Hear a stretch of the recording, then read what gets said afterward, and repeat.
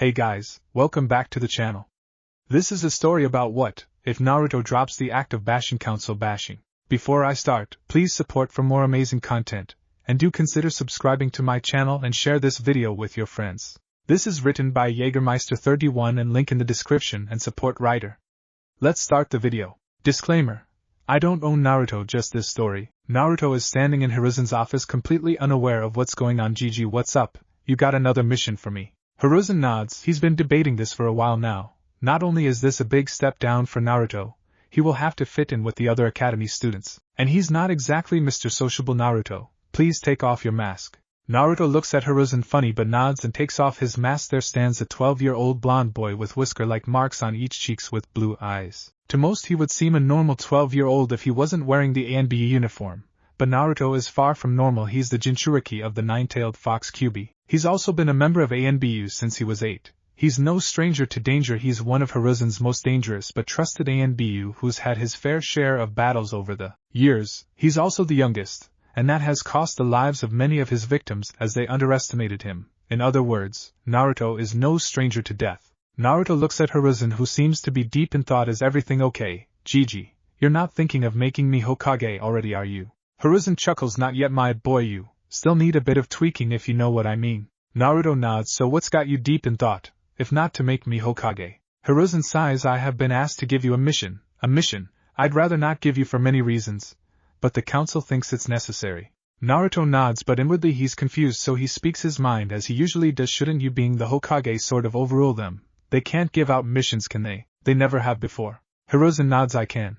But I also kind of agree that your mission is important. Naruto nods. I understand. So what's the mission? Hiruzen sighs. You will have to join the academy. Your mission is to watch Sasuke Uchiha. We know he wants revenge and he's unstable. We want you to watch him. He craves power, and he's a major flight risk. We still need the Sharingan, so it would be in his best interests to remain here. But there is also a secondary objective, and this is one that's tough. You will have to interact with kids your own age. You're still a child, Naruto, even if you've seen more death than a child your age. Now, I don't want you to go overboard. You far surpass everyone in the academy, but I don't want you to act useless.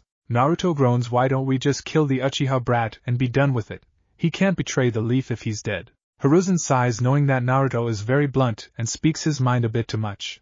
That may be true, but I don't think we've got to the stage where killing him is necessary. He then lights his pipe and places it in his mouth before blowing on it. Before he continues, now you will join for the last year, and will graduate with the others kids. Most are clan heirs, so this will be an interesting generation. Now when you graduate you will be teamed with Sasuke under Kakashi. From how the academy, Sakura Haruno shows most potential and smarts, but focuses too much on being near Sasuke. Still, I will arrange it for the three of you if it all remains the same to be on a team together. Naruto sighs, knowing this mission will totally suck. You're kidding me. Not only do I have to baby this arrogant stuck-up god complex, I'm better than everyone else, wanker, but I'll have to deal with fangirls. Seriously, Gigi, just let me kill Sasuke or let me kill myself. Hiruzen smirks. Sorry, no can do.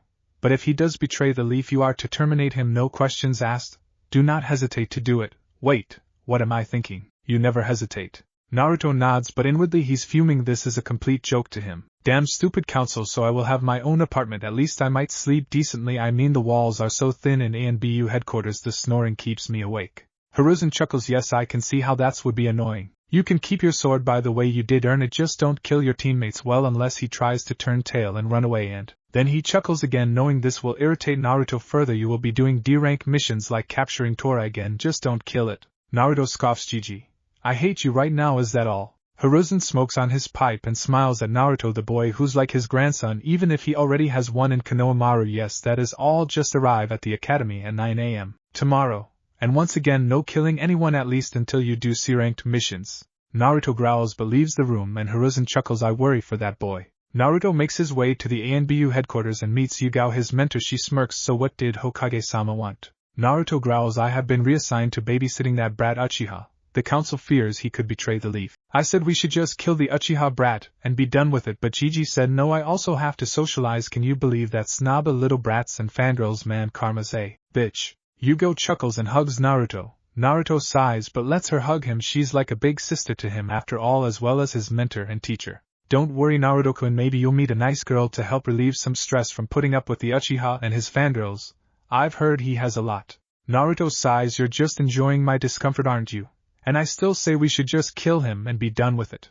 Yugao grins. Naruto-kun, he's only a kid, and yes, I enjoy tormenting you because it's so much fun and I get a kick out of seeing you angry. You make such a cute face. It's adorable. Naruto sighs and rolls his eyes at his big sister's childish antics. Yeah, a brat with a superiority complex. The only Uchiha I ever liked was, well, you know, and look what happened to him. Yugao nods. So you want me to help you move in? Naruto shakes his head. You have a mission, remember? She groans. Oh yeah, that damn escort mission with that slob. I tell you, if he tries anything I'll chop off his little friend. Naruto smirks. I know, only hate can have that pleasure of being with you, right? Yugao pouts, then grins at him. Why are you jealous? Naruto looks at her in confusion. Are you kidding me? You're like a sister to me. She pouts again. Naruto-kun, even though that's sweet, don't you think I'm pretty? Naruto sighs. Why do you always do this? Fine, yes, you're beautiful. You happy now? I need to pack. She grins. Thanks, little bro, your words will get me through the next mission. Naruto just scoffs. Whatever, I heard the guy likes to fantasize about women. He'll probably be undressing you with his eyes. I'll leave you with that sickening thought. Yugao is gobsmacked. Crap. And I thought it couldn't get any worse. Damn you, Naruto-kun. She just hears a chuckle come from her little brother and groans. Naruto finishes packing. He's already been given a key to his new apartment. He'll place seals all over his place later. He says his goodbyes and leaves. He arrives at his apartment and groans seriously. What the hell, this place is a dump. He then sits down and plans what he's going to do. He can't believe he's going back to the damn academy. The next day Naruto wakes up at 6 am. He groans, forgetting that he could have slept another 2 hours but forgot to change his damn clock. He groans again and reluctantly gets out of bed. He's only in boxers. He's too old for pajamas. He enters the bathroom and looks in the mirror and immediately groans, seeing the scars. The damn fox used to heal him without leaving scars. Now he doesn't. He says scars are a badge of honor. Naruto steps in the shower and turns on the water. Badge of honor, my ass. He's not the one who has to walk around with these damn scars. Even though Yugao says they're sexy, I still don't get her at all. I don't get women. After the shower, he gets dressed in black A&BU pants and a black long-sleeve top with fingerless gloves and ninja boots. He eats his breakfast, not ramen, then just sits there using a whetstone to sharpen his katana. 2 hours later he goes to leave his apartment. He puts on his coat, with the hood up.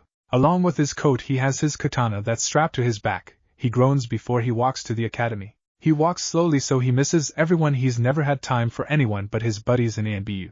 He gets a few people staring at him, but he ignores them. They can't see his face, and for that he's glad. It's such a pain having to hide his face, but it's better than having to hear the villagers and their BS. Meanwhile, as Naruto's heading to the academy, everyone's in the academy already. When Irika Yumino steps into the class, quiet, everyone shuts up and Irika smiles. Good. Now there is a new student. He should be here shortly. To be honest, I'm not sure why he's starting now, but oh well. Just then the door opens and Naruto steps in. Everyone looks at him, all in black with his hood up.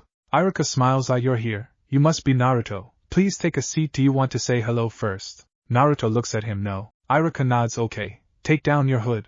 Naruto sighs. Here less than a minute, and I already want to kill someone. He lowers his hood and everyone sees a face. He has an X scar on his right cheek and a scar down his left eye. There is also a scar on his neck, a scar that almost cost him his life. Naruto has his eyes closed. When he opens his eyes, everyone sees his eyes. He turns away and heads to an empty seat and sits down. Irika smiles. Okay, Naruto, do you want to introduce yourself? Naruto groans at this pointless situation. No. Irika sighs. You're new here. Just say a few things about yourself. Naruto sighs. I am going to kill Gigi. My name is Naruto Uzumaki. I'm 12. That's all you're getting. End of story. He sits down and closes his eyes. He can sense people looking at him, but he hardly cares. He's not here to socialize, even though Gigi said he should. Irika gets on with the class. After a few hours it's time for a break. The first thing he hears is fangirls squealing for Sasuke's attention. Naruto sighs. Can this get any worse? He stands up and walks to the front. Is there a training yard here? Irika nods. Yes. Oh, my name is Irika Yumino. I'll be your sensei for the rest of the year. Should have started with that eye. Naruto just looks right through him and Irika drops the smile. Right, well, it's on the left as you leave the academy main entrance. Naruto nods and leaves the room, and he makes his way out of the academy and makes his way to the training yard. Just before he gets there, two bullies stop in front of him. One of them smirks. You got a toy sword? How nice, hand it over. Naruto scoffs. I'd advise you to fuck off before I leave your body parts all over this training yard. The one who spoke grins. I'd like to see you try. Naruto smirks. Gigi said don't kill anyone. He never said anything about not beating people up. Naruto rushes forward, punching one of them in the gut, and then ramming his elbow onto the top of his head. The next guy goes to punch Naruto, but he just grabs his hand and flips him on his backside before punching him in the face. The leader who spoke has backed away. Naruto smirks. Not so tough, are you? Come on, haven't had a good fight in a while. Let's see if you're any better than those pieces of trash on the floor. The bully looks at Naruto. Who the hell are you? Naruto smirks. Someone you don't want to mess with. I think you need a change of clothes, plus you stink. What did you do? Shit yourself. The bully just runs away and Naruto sighs and carries on walking, not knowing or caring that he was being watched by his new classmates. Disclaimer: I don't own Naruto, just this story. Naruto, after disposing of 2 of the weaklings, goes over to a tree and takes off his jacket followed by his t-shirt, probably a mistake, but he usually trains topless. He then grabs his katana and starts going through some katas. His classmates are staring at him. Some of the girls are already getting nosebleeds just looking at him. For a 12-year-old, he's got muscles that would put older men to shame. Some are staring at his scars. His chest and back are full of them. He hardly seems to care that he's being watched. They're also wondering just who he is. He moves so fast they barely know what happened. The scars are also confusing to them. Even some of Sasuke's fangirls are having nosebleeds, even Ino, who's trying to hide it. Especially from Sakura, who just make fun of her. She looks over and sees a blushing Sakura, so even she's not totally immune to it, Ino thinks. Kiba comes out of the class and sees Naruto. Man, that's some seriously major scarring. Shikamaru nods. How could he have that much scarring? He's our age, right? Still, he knows what he's doing with that blade. And did you see how he disposed of Meizo and Kentage, and make Rashi piss and shit himself? Even I could feel the killing intent coming off Naruto. Kiba smirks. Seems the girls are liking the show. Look at them, some are even drooling. They've known him, 2 hours? Choji nods. Still, he's strong. I wouldn't want to piss him off. Shino, the usually quiet one, speaks. There is something about him, something he's keeping from everyone. Shikamaru nods. I get that vibe. Ino looks over. What are you four talking about? What vibe? Shikamaru just shrugs and Ino rolls her eyes and looks away. Sasuke walks past them. Naruto, Uzumaki, fight me. Naruto doesn't look at him but smirks. Oh, I so want to beat the crap out of him. Babysitting this arsehole. He stops swinging his sword and turns to Sasuke. Why would I waste my time with trash like you, Sasuke Uchiha? Sasuke smirks. Afraid I'd kick your ass. Naruto scoffs. Hardly. I could beat you blindfolded. But it would probably upset your fangirls now, wouldn't it? Sasuke scoffs. Like you could beat me. I'm an Uchiha. Naruto rolls his eyes. Am I supposed to be impressed? Do you honestly think all that? I'm the last Uchiha. Bullshit. Makes me feel sorry for you. You're pathetic, you're arrogant, and your superiority complex is your downfall. Because deep down you're nothing but a sniveling runt, nothing more, and that's all you'll ever be, that last of a clan, nothing more. Sasuke snaps and runs at Naruto, who tosses his katana next to his clothes. Sasuke starts throwing punches and kicks at Naruto, who dodges every attack, and to everyone he's doing it effortlessly. He also seems to be enjoying tormenting Sasuke, and Kiba's loving it, as is some of the other guys in the class. Sasuke is getting more pissed off though, as he can't believe he can't hit this nobody who dares insult him and his clan. Fight me, coward. Naruto yawns. Did you say something? Sasuke scowls. You think you're so tough, don't you? Naruto yawns again. I don't think it. I know I am. Let me guess, that was your best. I thought you were supposed to be good at taijutsu. You must not be the great Sasuke Uchiha then. You must be his twin, lame-ass talentless Uchiha. Sasuke smirks. Oh, I'm not done yet. Before he can continue, Naruto rushes and elbows him in the gut, rams his fist in his shoulder, then uses his leg to sweep him off his feet before punching him in the face, knocking him out. Naruto walks away from Sasuke and shakes his head. That was easy, Uchiha. I hardly even used a fifth of my power. He walks over to his sword and sheaths it, then grabs his t-shirt and puts it on, then his coat with his katana strapped behind him. Then he walks past everyone, not even caring. The fangirls are glaring at him. Well, not all of them.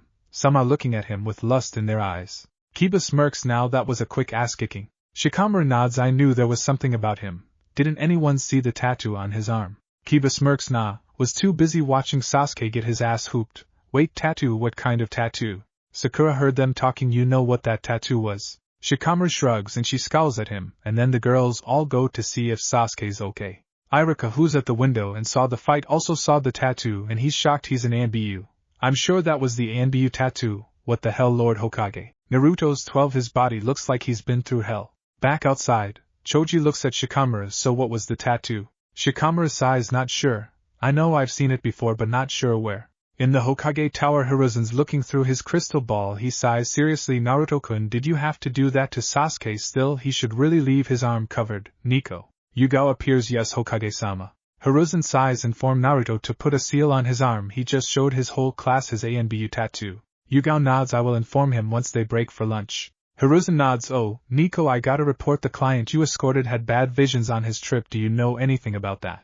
Yugao smirks behind her mask. Can't say that I did, Hokage-sama. It was strange and not like him. Hiruzen nods. That is all. As Yugao leaves, he chuckles, using one of Kurenai's genjutsus on him. How unusual of you, Yugao. When Sasuke returned to class he stayed away from Naruto, still in disbelief he was beaten so effortlessly. Later on, when it was lunchtime, Naruto left. He went to Ichiraku's. When he arrived he saw Yugao. Heard about your little genjutsu stunt, you wuss. She scoffs, better than let that slob touch me anyways. Hokage-sama said to use a seal on your arm to cover the ANBU tattoo you happen to show everyone. Naruto seems confused, then he nods. Oh right, I get you. Yeah, I'll get right on that after I eat. She nods. You won me a bet, by the way. Naruto looks at her with confusion. How come? Yugao grins. I bet you'd kick the Uchiha ass the first chance you got. The others didn't think you would have done it. Some still see him as a prince, and didn't think you'd dare touch him. But I know little Naruto-kun better now, don't I? Naruto rolls his eyes. You know half your winnings should go to me, you know. She smirks. Screw that, it's all mine. I won it fair and square. I'll see you later, Ototo. Naruto nods and heads inside and eats his ramen. Luckily nobody saw the chat with Yugao while she was hiding in camouflage, but Naruto knew she was there. After his dinner, he heads back to the academy until he sees Anko looking through the window. He walks up to her. What are you doing? She almost jumps out of her skin. Don't do that, Naruto-kun. Geez, you almost made me shed my skin. Naruto sighs. Snake jokes. Really? What you doing here? She smirks. Looking for you actually. Heard you hoop the Uchiha's ass. I wish I was there to watch. Naruto sighs. Yeah, he had it coming. So why were you looking for me? You know I'm not in ANBU anymore. Well, I am. I think. Just long-term mission, I'm assuming. She grins. Well, I need your help. When does the academy finish for the day? Naruto shrugs. 3 p.m. I think. Why? She grins. Meet me at training ground 44 afterwards. I need you for a mission. Naruto sighs. Does Gigi know about this? She smirks. Maybe. Naruto sighs. I'll think about it. I have to go. Man, I can't believe I have to go to the academy for a year. How did you put up with it for 5 years? When I went I graduated. After a year, this time I've been here for 4 hours. And I want to kill everyone in my class. She chuckles. If you do that, let me know. I'll want a front row seat. Naruto sighs. By Anko, you crazy women. Anko pouts. You're so mean, Naruto-kun. Naruto just shakes his head and walks off, and she chuckles. Time for some dango. When Naruto gets back to class he sits there and does nothing. He hardly cares. He does some hand signs and places a sealing seal over his tattoo. He then starts thinking of what this supposed mission is and if it's worth his time. He doesn't even know if he's allowed to do normal missions. He hears Iruka talking about the Hokages. He smirks. He knows his dad was the 4th Hokage. At first he was pissed when he found out his dad was the one sealed the damn fox in him. When Gigi told him why, he understood. The 4th Hokage is still his role model and he's forgiven him, but he swore that he'd surpass his father, and if he somehow met him, then the reunion wouldn't be pretty. Naruto sighs as Iruka goes on to lie about the night the Kyuubi attacked, and even Kyuubi growls. And Naruto smirks when Iruka says that the 4th Hokage killed the Kyuubi. He can hear Kyuubi growling about him being still alive, and the 4th couldn't defeat someone as powerful as him. Naruto's heard this speech too many times to listen. At first it was kind of funny to take the piss out of Kyuubi, now it's boring, and they have come to an understanding. He will get strong and Kyuubi can stop being a whining arsehole. He agreed, but whenever the 4th's mentioned, Kyuubi cries like a baby. A few hours later the academy's over. Naruto's walking out when Iruka-sensei calls for him to stay behind. Naruto rolls his eyes, suspecting it's about his fuck-up earlier by everyone seeing his ANBU tattoo. Naruto just leans against the wall whilst Iruka stares at him. After a minute Naruto gets bored. Do you want to say something or are you just wasting my time? I have things to do, you know. Iruka sighs. Naruto, what are you hiding from me? I saw the ANBU tattoo. Naruto acts confused but inwardly knows this was what he wanted, so he decides to just play along. I don't know what you mean. Iruka sighs. On your left arm. Show me your arm. Naruto smirks and shows his arm, and Iruka is confused. But I saw a tattoo. Naruto sighs. You sure it wasn't a scar? I have a lot of them. Iruka sighs. So how did you get them? Naruto sighs. You know exactly who I am. Iruka-sensei, don't play dumb. You know who I am, and what I have inside of me since I graduated years ago. You haven't seen me, but you know who I am. Iruka-sensei nods, not knowing that after leaving he moved up the ranks before joining ANBU and is not an ANBU captain. Fine, you can go. Naruto smirks as he leaves the room. He shunsons to the Hokage Tower to speak with Gigi to ask about missions. Disclaimer: I don't own Naruto, just this story. It's been half a year since Naruto was assigned this babysitting mission. Having to put up with annoying brats has almost made Naruto snap more than once. Even though he's their age himself, he's seen more action and death than they could even comprehend. He's been on a few small missions, he's missed a few days here and there, and nobody knows where he is. Not even Iruka-sensei knows, even though he has his suspicions. He asked the Hokage, who told him he had no idea what Iruka was talking about. It's just after another lame day at the academy that Naruto's at the memorial stone looking at the dead comrades. It's raining heavily, but he doesn't care. It's got him thinking about his own past. Flashback. Naruto is 5 years old. He's running away from the villagers who hate him for whatever reason. He notices the villagers have now also been joined by some shinobi from the village. He keeps on running until he runs into a dead end. He turns around and looks at everyone grinning at him. What have I ever done to you? One of the shinobis speaks. You're a demon. You killed our friends and family. You don't deserve to live. Demon spawn. Naruto looks scared. What are you talking about? I never killed anyone. I'm a 5-year-old kid. One of the villagers, a woman, screams, liar, you're a demon, and you don't deserve to live. We'll make certain of that.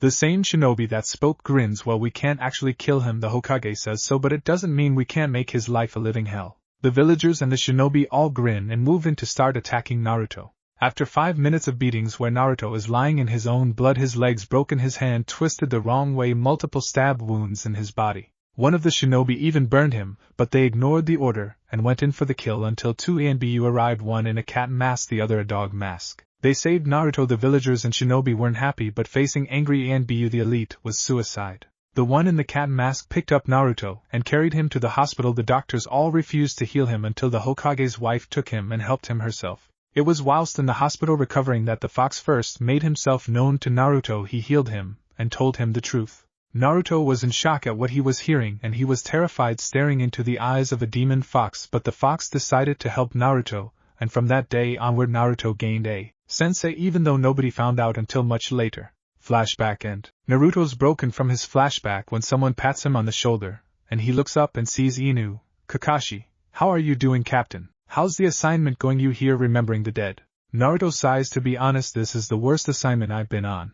I mean, I've been at the academy 6 months. And I already want to kill everyone there. I have annoying fangirls both trying and failing to scare me because their precious Sasuke-kun keeps getting his ass kicked by me. Plus ones who seem to stare at me like the others do at that Uchiha arsehole who keeps demanding to fight me, and I keep kicking his ass, leaving him unconscious. But I just told you that, didn't I? So what brings you here? Your old team again. Kakashi remains silent as Naruto continues to talk. It's been like 50 times already. How the hell did you and Yugao and the others survive 5 years of this crap at the academy? That's if you didn't graduate early like me. Then there's the other problem, classmates trying to befriend me. It's irritating. I'd much rather be left alone and work from the shadows. He shakes his head. Being in the academy sucks. As for your earlier comment, I guess I don't know that many names on here, a few ENBU, and of course the Hokage's like my dad, but I was having a flashback about the first time I met you in Yugao. When you saved me from the villagers. I'm getting them a lot lately. The strange thing is sometimes I know what that brat Sasuke's going through. He's full on vengeance for Itachi, which is understandable. We are the same about being the last of our clans after all. Kakashi nods and finally says something. To be honest, there actually is a bet going on that you might just go on a killing spree and kill them all. But I know you're stronger than that. Me and Yugao have trained you well, SS Hazabiki. I know deep down you still hate the villagers for what they did to you growing up, but they are only scared and don't know what they're doing. Naruto scoffs. That may be so, but it didn't exactly help me now, did it? For the first 5 years of my life I had to sleep with one eye open. Do you know how much that sucks? Kakashi nods, feeling sympathy for his surrogate little brother. I can't say that I do, but I know you'll be fine. As for the second part, one thought the Hokage told you to make friends. Naruto scoffs. Yeah, he did. But look at them all, pampered little brats. They have no idea about the real world. They listen to these damn boring lectures about the ninja world, but half of them will die. I mean, take Sakura Haruno, for instance. Just thinking about that pink-haired banshee makes his skin crawl. She's apparently the brainiest kunoichi there, but she would rather focus on wasting her time with the Uchiha. Same goes for Ino Yamanaka and the rest of the girls. Minus Hinata Hyuga, but she's not really that impressive either if you asked me. She's so shy and she seems to hate fighting, so it baffles me why the hell she's even training to be a kunoichi in the first place. That's only the girls though. Kakashi nods and Naruto continues. Then there are the boys. The Uchiha is so far up his own ass he still thinks after being knocked out 50 times by me that he's better than me. He never will be. Then there's Shikamaru Nara. Obviously being a Nara male he's lazy as hell. He's also smart as hell. Probably more than Sakura Haruno. But he acts like he's dumb, sleeping all day. Then there's his friend Choji Akimichi. The kid could be good, but he follows Shikamaru around like a puppy. He gets picked on because of his weight and won't fight back, so why is he even becoming a ninja? He wipes water from his face. Then there's Kiba Inuzuka and his dog Akamaru. He's strong in taijutsu, but he's kind of lazy and arrogant, but he's an Inuzuka, so he's a great tracker. Lastly there is Shino Abirame. He is a hard one to understand. He's quite like all Abirame. He's the only one I can't get a read on, but like Kiba, Shino is a born tracker with his bugs, as is the Hyuga girl. If only they would grow up. Kakashi sighs and chuckles. You know you are not supposed to treat them as threats, Naruto. You are supposed to befriend them. Naruto sighs. I hardly see the point. They're all weaklings who need a wake-up call. Even the Uchiha, for all his boasting of being the best, would probably die. He could never lead because he thinks he needs nobody and would probably allow his teammates to die. So take the bell test, for instance. It's a teamwork mission. He'd try and get both bells to stop his teammates from holding him back. He'd probably attack his own teammates if they were close to getting a bell if he hadn't already got one. Kakashi sighs. You make a good point, Naruto. But still, you're not supposed to be judging them. They're your age, well, mostly your age. Befriend them. Naruto scoffs. You know I hate you sometimes. You know you've already been picked to be myself.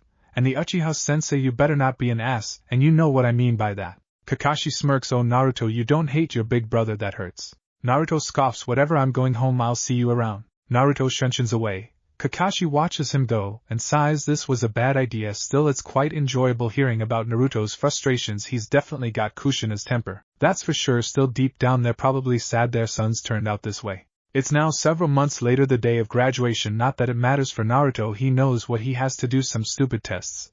There's that stupid pathetic teacher Mizuki, trying to sabotage his progression like it's ever worked. Mizuki had no idea who he was dealing with. He's been under a genjutsu since the first time he tried to sabotage Naruto's progression. He's never really been one of the best at genjutsu, but Kurama's helped him learn a few high-class ones. The one he has on Mizuki he's created himself, making Mizuki think his plans are working. It keeps him unawares, which is what Naruto wants. He's still an ANBU after all, so Mizuki raises a red flag to him. Naruto already informed Gigi about Mizuki and has been told to monitor him. It seems he, like most of the villagers, thinks he's nothing but a demon. The one good thing is Sasuke finally gave up in fighting a losing battle, not once being able to land a hit on Naruto. He must have thought of his embarrassment, or his ego kicked in, or something. In a way this is good because Naruto's had enough of him. Everyone has already had their test and passed. Naruto easily passed the first two tests. The last part was a clone. Naruto does some hand signs, Kaiga Bunshin no Jutsu.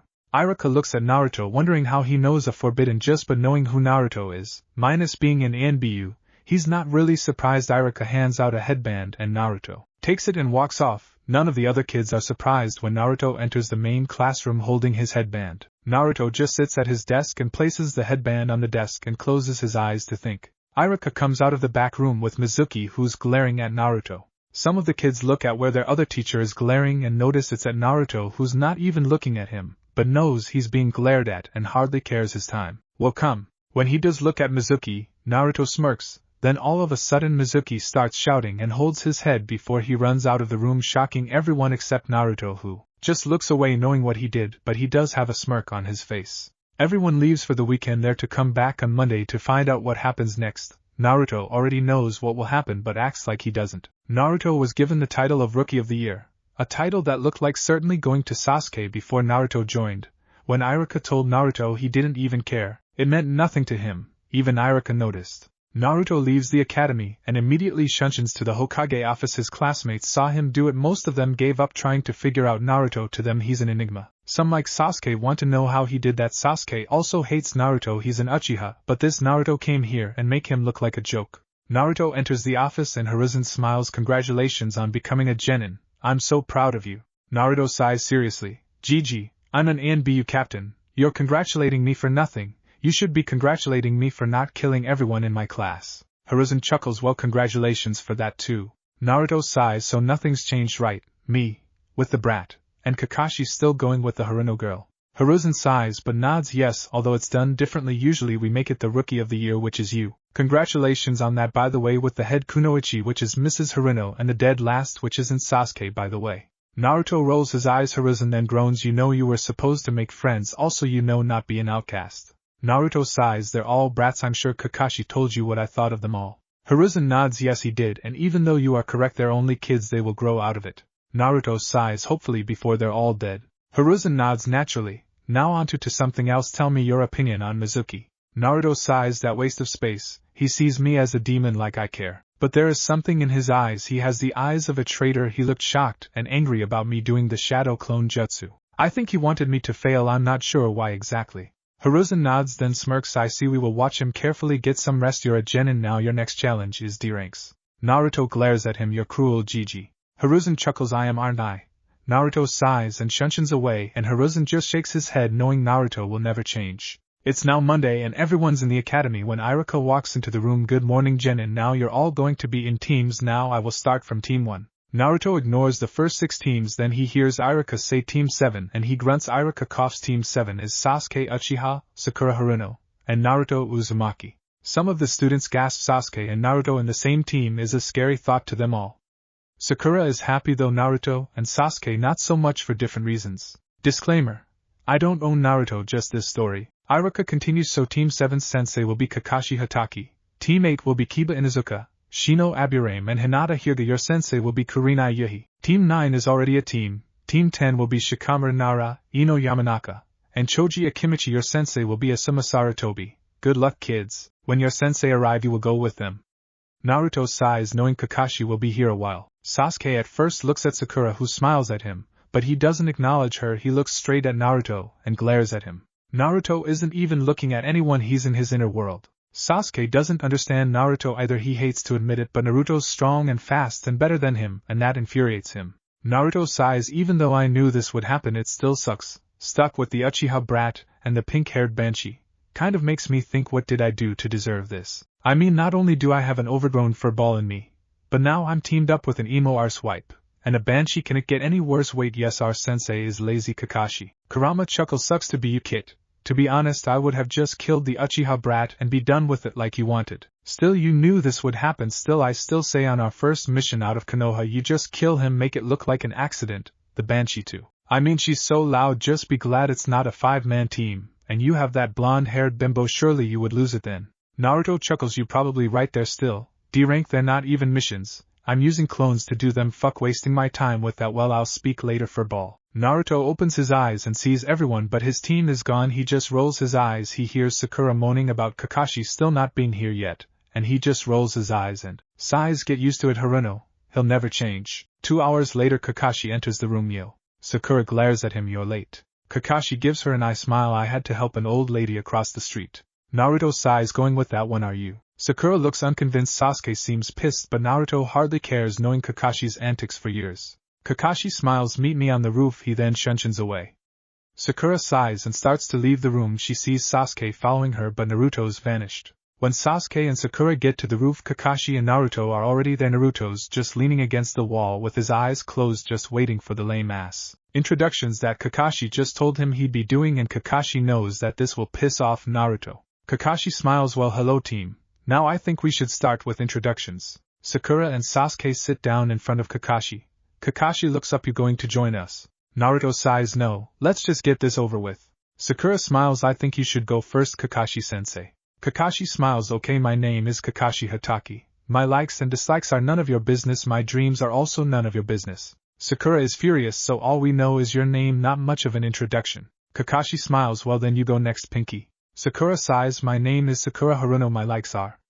She looks at Sasuke and giggles. My dislikes are Inopig.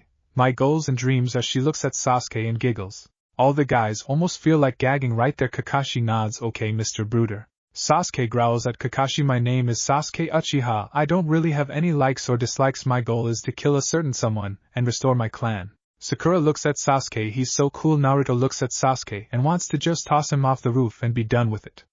Kakashi sighs, still going down the Avenger path. I see. He turns to Naruto. Okay, blonde, you're up. He's so going to kill me for that comment. Naruto glares at Kakashi like he's staring into his soul. Even Sasuke is a little intimidated with the glare. Naruto then sighs. My name is Naruto Uzumaki. My likes are training and ramen. My dislikes are pitiful, pathetic idiots who don't see what's right in front of them, who are blinded by fear to even know the truth. As for my goals, that's none of anyone's business but my own. Everyone can feel the ki coming off of Naruto after his dislikes and goals. Kakashi sighs. He's not far off of Sasuke the way he's acting, but can you really blame him knowing how the villagers and shinobi treated him? At least he has the Hokage, myself and Yugao. Oh yeah, Anko too. Sakura looks at Naruto with a sad outlook. He seems so vengeful and bitter. I wonder what happened to make him like this.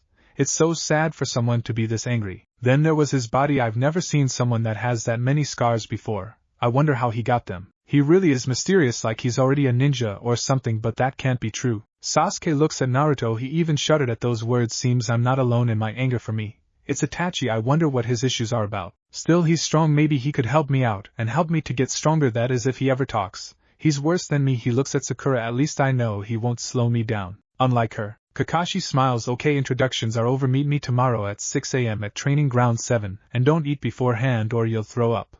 Sakura looks confused. What's happening tomorrow, sensei? He smiles. Why your genin test, of course. Sasuke looks at Kakashi. We've done our genin exams, we're all genin. Kakashi smiles. Wrong, that test was to see if you could become a genin. The test tomorrow will prove you're good enough to remain a genin. Now remember what I said, there is a 66% fail rate. Oh, and before I forget, don't eat anything or you'll just throw it up. Kakashi then vanishes via Shunshin.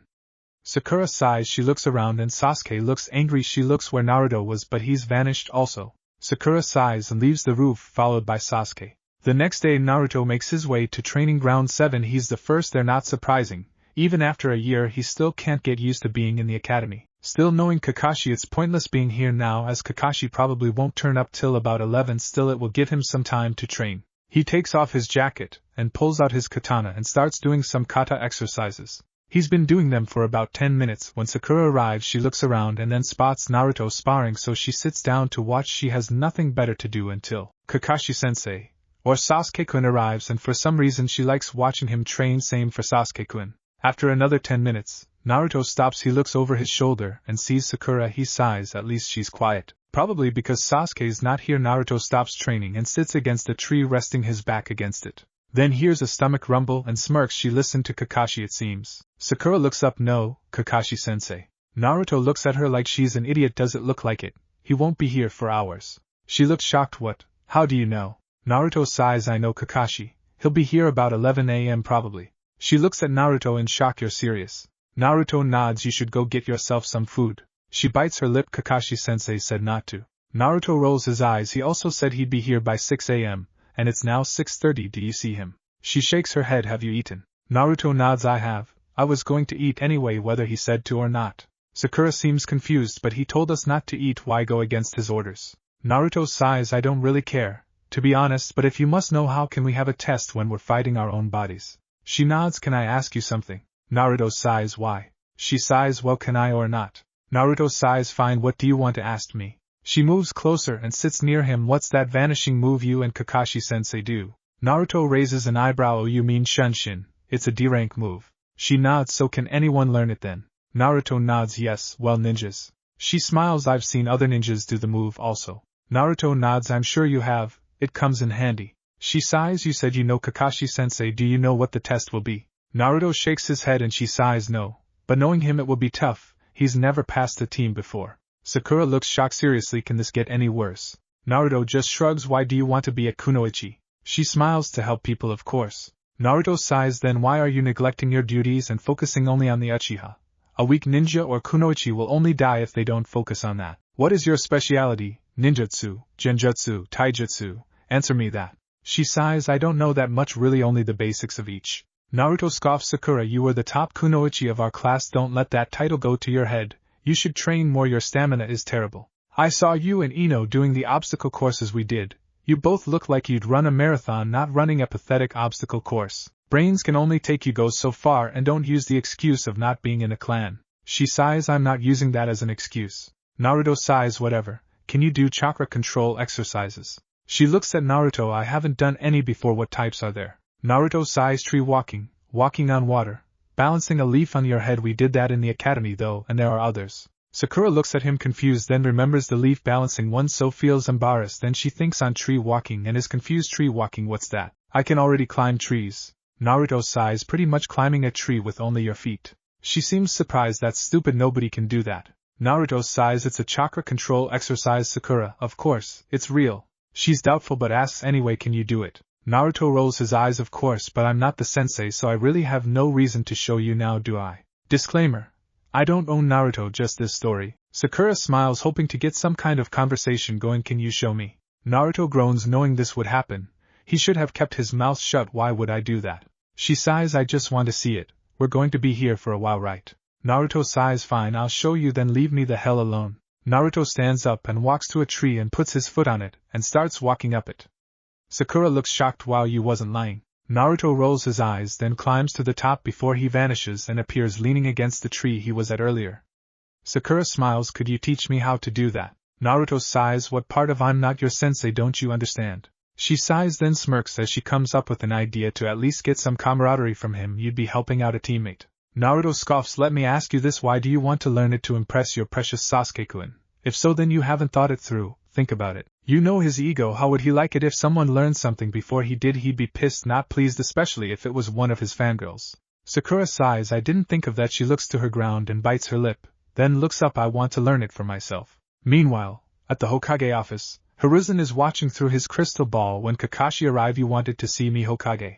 Hiruzen nods. Apart from you being late for your team, it seems Naruto is slowly bonding well, sort of. Kakashi walks over and looks into the crystal ball, so he's talking to Sakura, still knows Sasuke. So what's he doing, Lord Hokage?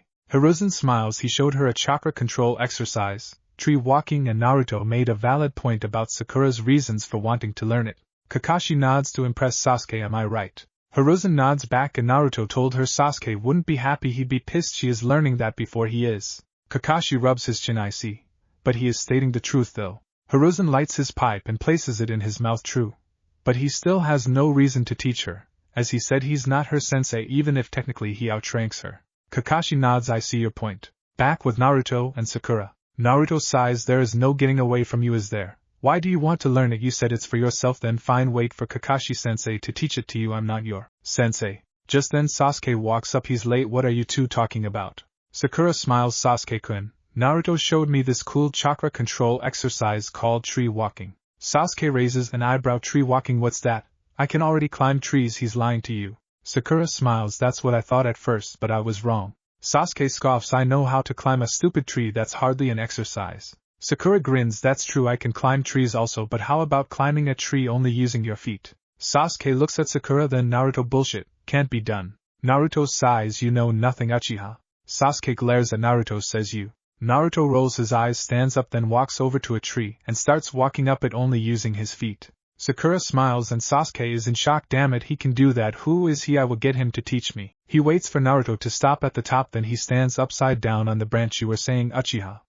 Naruto then vanishes and appears beside them. Sakura smiles. Can you show me how to do that, Naruto? What is the process is behind it? Naruto sighs, knowing she won't give up. Fine, I'll tell you what to do, then leave me the hell alone. Okay, and that means both of you. Now listen carefully, because I will say this one time. If you don't listen, then tough. Okay, first you have to focus chakra to your feet, then walk up to the tree or run. It makes no difference. Well, go on then. He pulls out 2 kunai and tosses them at their feet. Use those to mark your progress. Sakura and Sasuke pick up the kunais he provided, then they do just as Naruto said to do. Sasuke glares at Naruto, who's sitting down with his back resting against the tree. Sakura walks up to the tree. Here goes. She first pours chakra to her feet, then puts her foot on the tree and then the other. The next moment she's climbing. She quickly gets the hang of it and grins. Wow, this is easy. It doesn't take her long to get all the way up before she stops. Naruto has his eyes closes, but he senses she's reached the top. He's actually surprised. She has better chakra control than I expected.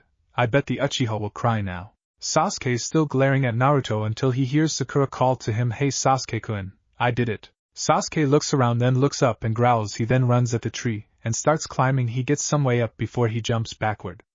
Naruto watches him and sighs. Whilst he's doing this, Sakura has already made her way back down and is now sat across from Naruto but watching Sasuke. He can sense what he's doing wrong, but he has no intention of helping him, so he decides to test Sakura. Without standing up or even looking, he speaks. Tell me what he's doing wrong. Sakura looks at Sasuke, then Naruto, and notices he's not even looking at her. She looks back at Sasuke and then starts thinking. After a few seconds she smiles. He's using too much chakra. Naruto nods. Correct, too much chakra and you will be forced away. Not enough and you will get nowhere. Sakura nods. So what about me? How did I get it straight away? Naruto sighs. You are a girl. They generally have less chakra than boys but have better chakra control. Besides, you're smart. You figured it out. Obviously the Uchiha didn't. Sakura notices Naruto doesn't like Sasuke and sighs. Should I help him? Naruto at first says nothing. Do what you want. Sakura bites her lip, then stands up. Sasuke-kun. Sasuke looks at her. What? She walks up to him. You're using too much chakra. Naruto says too much chakra and you will repel yourself from the tree, but not enough chakra and you will get nowhere. Sasuke scoffs like I need your advice. What do you know? I'm an Uchiha. I don't need advice from clanless nobodies. Naruto sighs. How much of a loser is Sasuke? Too proud to accept help. Sakura may be a fangirl, but that's idiotic. He then opens one eye and sees Sakura's about to cry and groans. Great, that's all I need, a crying banshee. Sakura looks at Sasuke and tears come to her eyes and she just runs away from him and sits down near Naruto and cries. Naruto sighs. Ignore that idiot. I did warn you he could get angry, but ignore his bullshit. If he doesn't listen to advice, it's his own damn problem. You should be proud of yourself. Your parents will probably be proud also. Sakura is still crying, but she looks at Naruto, but Naruto sighs. But nothing, You listened to me and did what I asked. You accomplished something straight away. It's something that takes some people hours or days, and you did it the first time, so quit your moping and be happy you accomplished something. It's his damn fault if he's unwilling to listen to advice. Sakura sniffs but nods. Thank you, Naruto. Naruto just nods but remains quiet until Sakura replies, what about the other exercises, the water, and the others? Naruto groans for the last time. I'm not your damn sensei. It's his job to teach you, not me. Be thankful I taught you that chakra control exercise, and be quiet until Cyclops arrives. Sakura looks down. Sorry. Naruto opens one. I don't worry about it, just be happy you learned something. It took me over 10 hours straight to learn it. Think about that. Sakura smiles. Okay, Ino Pig will be so jealous. Naruto rolls his eyes, not that she can see with his eyes closes, but he does smirk. She sees the smirk and grins also. Meanwhile, back in the Hokage Tower, Hiruzen was happy for Sakura, but not Sasuke. He had no right to belittle her like that. At least Naruto was able to cheer her up. That was the only thing that stopped him from going down there and knocking some sense into the Uchiha. Kakashi left after the little pep talk. Sasuke is still working on the exercise when Kakashi arrives. Yo, Sakura jumps up. You're late. Naruto just rolls his eyes and Sasuke stops what he's doing and walks up to Kakashi whilst Sakura surprises Naruto by reaching out a hand to help him up, which at first he ignores but then takes her hand and she pulls him up, or more like he pulled himself up. Sakura then turns back to Kakashi. You was supposed to be here hours ago. Kakashi gives her an eye smile. Oh, sorry about that, I had to help an old lady across the street. Sakura scoffs. You used that excuses yesterday. Kakashi thinks quickly. Oh, that's right, there was sheep blocking the road, so I had to take a long way around. Sakura glares at him. Liar. Kakashi shrugs. Anyhow, now I'm here. Let's get this test underway. He pulls out 2 bells. It's quite simple. You have to get these bells within 3 hours. Come at me with the intention to kill, not you. Naruto-kun, have mercy on me. Sakura looks at Kakashi. We can't attack you, we could hurt you, plus there are only 2 bells and there's 3 of us here. What happens to the person who doesn't get a bell? Kakashi smiles. Well, to answer your first question, you are Genin. Minus Naruto-kun, the chances of you hurting me a Jonin are doubtful at best. As for your other question, it's quite simple. Whoever doesn't get a bell gets sent back to the academy. Well, off you go. The time starts now. Disclaimer. I don't own Naruto, just this story. Sakura and Sasuke looks at Kakashi in shock. Well, Sakura does. Sasuke is looking at him with anger, with the weakest ki Naruto's ever felt. Sakura sighs. But that's just not fair. How do you expect us to get a bell from you? You're a Jonin. Kakashi just pulls out his book. Not my problem. You have a time limit, so I'd get to it if I were you. Sakura and Sasuke rush into the forest. Naruto sighs. This is so lame. Kakashi nods. I know, still you have to act normal, so run along, Naruto. Naruto just rolls his eyes. I should have just stayed in bed. He just walks into the forest and sits next to a tree. I already know what the true goal is. Let's see how they do. No doubt the Uchiha will rush out, proving his arrogance. Let's just wait and see. Just like Naruto suspected, Sasuke comes out into the clearing. I'm taking the bells and sending them losers back to the academy. Kakashi doesn't even look up from his book. All I hear are words. Mr. Bruder, why don't you prove to me just what Sasuke Uchiha is all about then? Sasuke goes in for a taijutsu battle with Kakashi. Suffice to say, compared to Kakashi, it's pretty embarrassing. Every move Sasuke attempts, Kakashi blocks. This goes on for several minutes. Naruto watches on, clearly not impressed at all. Sasuke, after failing to land a single hit on Kakashi, changes tactics. He goes through some hand signs. Katan, Gokaku no Jutsu, fire release, great fireball technique. Sasuke thinks he's actually hit Kakashi until he sees a burnt log where Kakashi was as he used the Kawarimi no Jutsu, substitution technique / body replacement technique, to escape and replace himself with a log. Kakashi then reappears in front of Sasuke. Is that all you got? I'd advise you to think again. It was kind of predictable. Sasuke scoffs but runs off into the forest. Kakashi then vanishes. Naruto watches him go and sighs. I can't believe Gigi wouldn't just let me kill the brat. Kakashi, who's appeared above him, smiles. I agree with you. Well, off to find Pinky, see what she's up to. He shunshins away and Naruto just rolls his eyes. After a short while of doing nothing, he stands up and decides to follow Kakashi. After a few minutes of searching, he finds someone, but it's not Kakashi, it's Sakura. Seems like she fainted. Naruto sighs. Genjutsu typical. He stands over her and sighs, then pulls out some smelling salts and wakes her up. After a minute she wakes up. Sasuke-kun. She looks around until she sees Naruto learning against the tree. Naruto, what happened? He sighs. You fell for a genjutsu, and I just woke you up. Tell me, Sakura, have you ever seen a 2-man team before? Sakura starts thinking, then after a minute shakes her head no. Naruto nods. Exactly. Now use your head and think of what the true objective is. She nods. Do you know? Naruto nods. Yes. Now think. We are Team 7, and what do teams do? Sakura is confused. That's weird, but okay, let me think. While they do missions together, they're a team after all. Teamwork. Naruto sarcastically claps. Well done, You figured it out now. You being the smartest kunoichi from the academy, how would you go about getting the bells as part of a team? She nods and starts thinking we could distract him while someone gets the bell. I'm not much of a fighter, so it wouldn't be me to fight him. Naruto nods. Go on. If you don't do the fighting, what do you do? Sakura smiles. You or Sasuke-kun are the distraction whilst I get the bells, but there is only 2. It makes no sense. Naruto sighs. Yes, there are 2 bells, but if we work together we will pass. That is the real goal. By saying there is only 2 bells, he's challenging us to all try to get the bells without working together. In the Uchiha's case, he'll take both bells and send us both back to the academy. He won't work as a team. His arrogance and superiority complex makes him think he needs nobody, when in fact he will never be a good ninja if he thinks he's better and needs nobody. She looks at Naruto. That's a lie. Naruto rolls his eyes. Is it? Let me give you a scenario. Say us Team 7 was on a secret mission, and we were ambushed, and for instance you were hurt, and the person who hurt you was getting away. What do you think the Uchiha would do? Remain with his wounded teammate, or leave you to die and do everything himself? The answer is he will leave you to die. To him everyone but him is expendable. He thinks because he's an Uchiha that he's better than everyone, even though I knocked him out 50 times. He's thinking about Sasuke and what would happen in the future before he scoffs. He will never lead because to him he needs nobody, and everyone will just slow him down. Strength isn't everything to be able to become a chunin. You have to have strength and skills and also show leadership qualities. I have those. You could also if you put your mind to it. But the Uchiha will never be chunin material, because he will get his team killed so nobody will follow him. He sighs. Now personally you can waste your career on fawning over the Uchiha.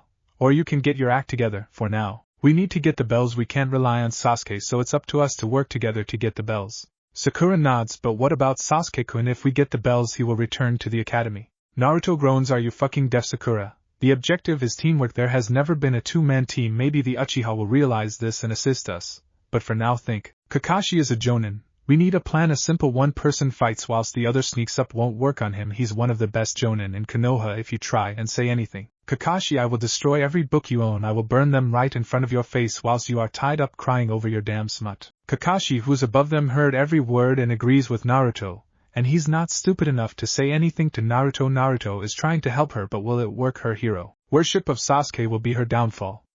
I proved it by how easily she fell for that genjutsu. Kakashi leaves the trees and appears in the clearing again. When he looks up he sees 50 Naruto clones cracking their knuckles. Oh crap, when did they get here? Now don't be hasty, Naruto. I'd rather not spend a week in the hospital again. The 50 clones then come at Naruto. You are so mean, Naruto-kun. Sasuke watches in shock and outrage. What the hell, they're clones, but how can he make so many? Damn it, this makes no sense. Just who is Naruto? He wasn't in the academy until the last year. But his skills are way above academy level. He acts like a veteran ninja. Wait a minute, where's Sakura? She hasn't done anything since I heard her scream. She's so weak. Maybe she's dead. Good riddance, one less annoying fangirl to worry about. Naruto's clones lure Kakashi further into the forest. Kakashi suspects something is up but doesn't know what yet. Plus he's having a hard time holding off Naruto's clones. Okay, where are Sasuke and Sakura? What will they do? Meanwhile, Sakura is watching his shock. Wow, he can make a lot of clones. Okay, I need to time this right. I've set up traps. He should be here any moment, then I'll get the bells. The real Naruto is watching from the trees. He just knows Sasuke's going to try something. Sasuke watches the fight between Kakashi and the Naruto clones, then he sees something on the ground. Traps, so that's her game, is it? Sakura watches the Naruto clones continuously push Kakashi back, then she sees her chance. She comes out from the bushes. She reaches for the bells, but before she can grab them a fist connects with her face, and she ends up crashing into the tree head first, and gets knocked out. Sasuke smirks. Bitch, you're not getting those bells. He reaches for the bells like Sakura did until he feels a hand around his throat choking the life out of him. He then sees it's Naruto. Kakashi looks around and sees Sakura on the floor with blood and a massive bruise on her face and forehead. Then he sees Naruto choking the life out of Sasuke, so he quickly rushes in, pulling Naruto away from Sasuke. Kakashi then turns to Naruto. Calm down, Naruto. What the hell happened? Naruto glares at Sasuke, who's clutching his throat and breathing heavily. Kakashi shouts, Naruto, answer me. Naruto glares at Kakashi. He attacks Sakura deliberately. He knew what she was doing like we planned, but his fucking ego couldn't let that happen. Let me kill that fucking piece of shit. He broke your rules. He will never amount to anything but a pathetic egomaniac.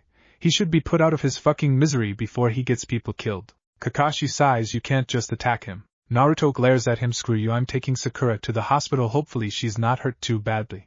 Naruto pushes past Kakashi and scoops up Sakura and shunsins away and heads to the hospital. Kakashi sighs. Well, this went well.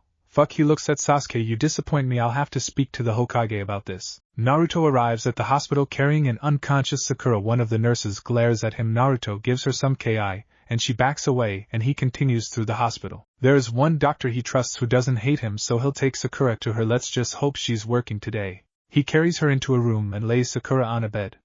He summons a clone and tells him to get Dr. Natsumi. The clone nods and rushes out. 2 minutes later, Dr. Natsumi enters the room and smiles. Naruto, are you okay? When he doesn't answer, she smiles. Just calm down, are you hurt? Naruto seems to snap out of his daze. No, Yuki. It's my teammate. She was punched in the face and ended up hitting a tree face first. Yuki. Natsumi smiles. It wasn't you, was it? When Naruto just glares, she smiles. Sorry, bad choice of words. Let me look at her. Naruto steps out of the way whilst Dr. Natsumi checks out Sakura. Kakashi arrives at the Hokage Tower. He sees the rest of the Jonins, and they all look at him. Hiruzen smiles. So another fail, Kakashi. Kakashi sighs. I really don't know, I had to abandon it because there was an incident. Hiruzen nods. Care to elaborate? Kakashi sighs. It seemed that Naruto and Sakura had figured out the true goal of the objective, which was teamwork. Naruto attacked me with 50 shadow clones and drove me deep into the forest, where Sakura was waiting. I don't know exactly what happened, but apparently Sasuke Uchiha attacked his teammate, stopping her from grabbing the bells. I saw blood on her face, a massive bruise on her cheek and forehead, where she seems to have collided with the tree. Kakashi sighs. Then Sasuke tried to do what Sakura tried before Naruto attacked him. I had to pull Naruto off Sasuke. He was literally going to choke him to death. I really don't know what to do.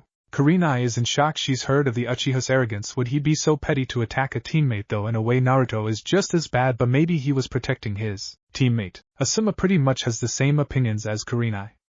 It's hard to believe that Sasuke would attack his teammate, though. Hiruzen is shocked and appalled, but in a way, it's to be expected. The Uchiha thinks he can get away with whatever he does because he's an Uchiha. Hiruzen looks at Kakashi. Did it look like he attacked Sakura deliberately? Kakashi didn't see it, so he doesn't know, but then they hear a new voice and turn around and sees Naruto, who answers, Hokage-sama, I will not apologize for my actions, but you want to know the truth, then I'll tell you. Whilst my 50 clones were luring Kakashi into the forest where Sakura had set traps ready to surprise him, I watched from the trees because I had a feeling that the Uchiha would attempt something. He thinks he's above the law, and his arrogance couldn't let him fail. He waited until Sakura was behind Kakashi, who was still fighting my clones. He sighs when Sakura went to reach out to grab the bells. Sasuke punched her in the face.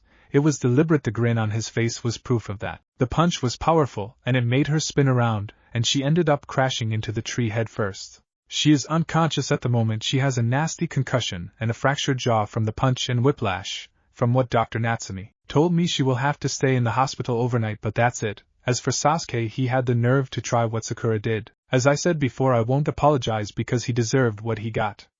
Naruto then dispels, showing that he was a clone. Kurenai sighs. The Uchiha should be punished for this. A girl's body is more fragile than boys, and a punch will do more damage. The clone said one punch fractured her jaw. He should be punished. People like him tarnish this village and give ninjas a bad name. Asuma nods. I agree, Dad. The arrogance of the Uchiha is well known. He's a liability to everyone around him. Kakashi sighs. I await your judgment, Hokage-sama. Hiruzen rubs his eyes. Getting a headache. I will summon a council and then I will make my ruling. Dismissed. Disclaimer. I don't own Naruto, just this story. It's been a few days since the whole incident. There was a council meeting. Personally, Hiruzen would have thrown the book at Sasuke for his actions, and banned him from being a ninja, thus ending his plans for his brother. Of course, the council refused to accept their precious Sasuke would do such a heinous act to a fellow ninja, with Mrs. Haruno, who was on the civilian council, completely agreeing with them. It seems before the meeting happened, Sakura refused to admit her precious Sasuke-kun would have outright attacked her, and she claimed she must have slipped and lost her footing. A load of shit, but what can you do? She even admitted it must have been her precious Sasuke-kun who brought her to the hospital, even though it wasn't. So with Sakura's testimony and the unanimous vote of denials, Hiruzen had no choice but to drop the subject. As for Naruto's actions, there was surprisingly nothing mentioned, which surprised him even more than the council's denials. An hour later, and Naruto has just been told about the outcome, and he's pissed. Not only did that pathetic council get the decision overturned, but Sakura outright lied her ass off, completely tarnishing any respect Naruto was having for her. Of course, Sasuke was all smug about the decision, knowing he wouldn't get punished. He's the last Uchiha after all. He didn't mention Naruto out of embarrassment. He saw the dead eyes of Naruto and just knew he wanted to kill him, and that frightened him. A kid his own age who would kill without remorse. Little did he know he's been doing that for years. Kakashi was disgusted along with Asuma, Kurenai, Mato Guy and Anko, who were all talking in a restaurant when Kakashi told them of his meeting with the Hokage. Kurenai was ashamed of Sakura. Anko was not surprised knowing how much that damned council treats him like a prince, instead of the cowardless brute he is. Kakashi actually wondered how Naruto had taken the decision. He knew Naruto hated Sasuke, and for him to get away scot-free wasn't good at all. Sasuke is a marked man. Naruto is just waiting to release Sasuke's head from his shoulders, and I wouldn't blame Naruto for his actions. Sakura was released from the hospital. The doctor who treated her was obviously angry with her but kept her opinions to herself. The only person who visited her was her mother. She was sad Sasuke-kun didn't visit her, or her other teammate Naruto, not knowing that Naruto was disgusted with her. A day after that whole fiasco, Kakashi informed his team, even if he wanted to fail Sasuke, he was overruled, to meet up at Training Ground 7, at 7 a.m. the next morning. As per usual, Naruto's ANBU training kicked in, and he was up at the crack of dawn. He ate breakfast, and then trained for several hours. He's still angry with the decision, and more importantly Sakura. His thoughts on Sakura were very harsh, but he didn't care. What a stupid, pathetic little waste of space, weak girl. If she wanted to outright lie, then that's her decision, but now, she's lost all respect I once gave her. At 6:30 he arrives. He's the first one here, which is good. If Sasuke was there, he doesn't know if he'd be able to restrain himself from killing him. As for Sakura, well, she means nothing. He walks over to a tree and climbs it using the tree walking technique. Then he just sits down on one of the tallest branches and waits for the rest of his pathetic team to show up. The next to arrive is Sakura. She looks around and sees nobody. She doesn't look up, and just sits down to wait. Naruto has sensed her for the last 5 minutes, and he just scoffs and sits there. After 10 minutes Sasuke turns up. He sees Sakura, who smiles at him, and he just scoffs and sits down, not knowing two glowing red eyes are glaring at him. Naruto using Kurama's chakra in his eyes. After 3 hours Kakashi turns up. Yo. Sakura shouts, you're late. Well, you and Naruto. Kakashi smiles, sorry about that, had to help a woman across the road, and Naruto's up there. Sasuke and Sakura look up shocked, having not seen him arrive, and he's not even looking at them. Kakashi sighs, wonder if he's still pissed. Well, come on down, Naruto. It's time to head to the Hokage Tower for our first mission. Naruto vanishes and appears next to Kakashi. Let's go. The sooner I can get these pathetic missions done, the sooner I can be away from this pathetic joke of a team. Kakashi sighs, yes, still pissed. Sasuke just scoffs, but Sakura seems to be sad at hearing that he was finally starting to open up, but now he's as cold as ever. Naruto glares at his team. I'll see you at the tower, Kakashi-sensei. He then vanishes via Shunshin. Kakashi sighs, let's go, team. Meanwhile, Naruto's already in the Hokage's office. This mission is a fucking joke, making me be on the same team as that disgrace of a ninja. Just let me kill that bastard already. Hiruzen sighs, I'm sorry Naruto, this is a long-term mission. Remember, there is no proof that he will leave the village. I don't like the outcome any more than you did. I'd have rather stripped him of ever having the chance to be a ninja again, but it's out of my hands. The council relies too much on the Uchiha. Naruto snaps, you're the fucking Hokage. Just kill the fucking council and replace them with people who don't worship and kiss that bastard's ass. You gave too much power away, Gigi. Hiruzen sighs, I know, Naruto-kun, I never wanted this job again. But after your father gave his life there was little I could do. But I agree, I gave too much power away. Naruto just scoffs, then senses his pathetic team approaching. They're here. He goes over and leans against the wall with his eyes closed and waits for this team to arrive. Then there is a knock at the door and Team 7 enter. Kakashi's not surprised to see Naruto already here, but the others are. When they stop next to the desk, Sakura looks over and notices Naruto doesn't even join them. Hiruzen smiles, although it's forced. Well, Team 7, it's time you start your ninja careers minus Naruto. That is, you will start off with D-rank missions. You have a choice of weeding a garden, painting a house, walking the Inuzuka dogs. And he looks down, oh no, not that one, not with the mood. Naruto's and he'd kill the cat without remorse. I still remember the last time he did the mission. That is it, have fun. Hiruzen and Kakashi noticed that Naruto had replaced himself with a clone and left the room the moment he mentioned D-ranks. Kakashi and Hiruzen act like they didn't notice, but he and Hiruzen are both thinking the same thing. He has no respect for his team anymore. No wonder he replaced himself with a clone, not that he really did before. Team 7 and the Naruto clone leave the Hokage Tower and start their ninja careers. The real Naruto is watching them from the Hokage monument, with cold eyes, until he senses a familiar chakra of Yugao. She stops next to him. Hey, long time no see, Otuto. Naruto snaps, what do you want? I'm not in the mood. Yugao sighs, I heard about what happened. I can't believe he'd get away with it, and that silly girl would deny it happened. Naruto doesn't look at her but just nods. I should have just snapped his neck. Yugao sighs, hey, how about some sparring, then maybe a drink? Naruto looks at her and smirks, you always know what to do, Wani-san. She smirks, what Wani-san would I be if I didn't know my Otuto, and how to calm him down? Naruto smirks. Let's go. I can't even look at my team right now. Yugao nods. Understandable. They both shunshin to the ANBU grounds to train. Meanwhile, Team 7 have started their first mission, the painting. Sasuke and Sakura start in a room, but the clone leaves. Then he creates more clones and starts painting the rest. Sakura watches this and sighs. He seems to have gone back to his cold self. I wonder why he's so angry. Several hours later, Team 7 have just finished all their missions, chores. Hiruzen smiles. Well done on your first missions. You're free for the rest of the day. Team 7 minus Kakashi leave. Sakura tries to get her team back together. Hey, why don't we all eat together? You know, some team bonding. The clone of Naruto just looks at her before dispelling, shocking both Sasuke and making Sakura more sadder. He switched with a clone, but when she looks at Sasuke, he's already gone, so she lowers her head in shame and walks home. The real Naruto is in a bar with Yugao, Anko, and some other ANBU. When the clone dispelled and he twitches, Naruto gained the memories. He hardly cared about the lame missions. The looks from Sakura were slightly confusing, but he just brushed it off. Yugao looks at him, clone dispelling. Naruto nods. Yeah. Anko grins. So what did the Hokage have your clone and team doing? Naruto sighs. Weeding a garden, painting a house, and walking the Inuzuka mutts. But I know there was one more though. Anko grins. Lame chores, huh? So what was the other one, and why didn't he give it to your team? Naruto grins. Catch Tora.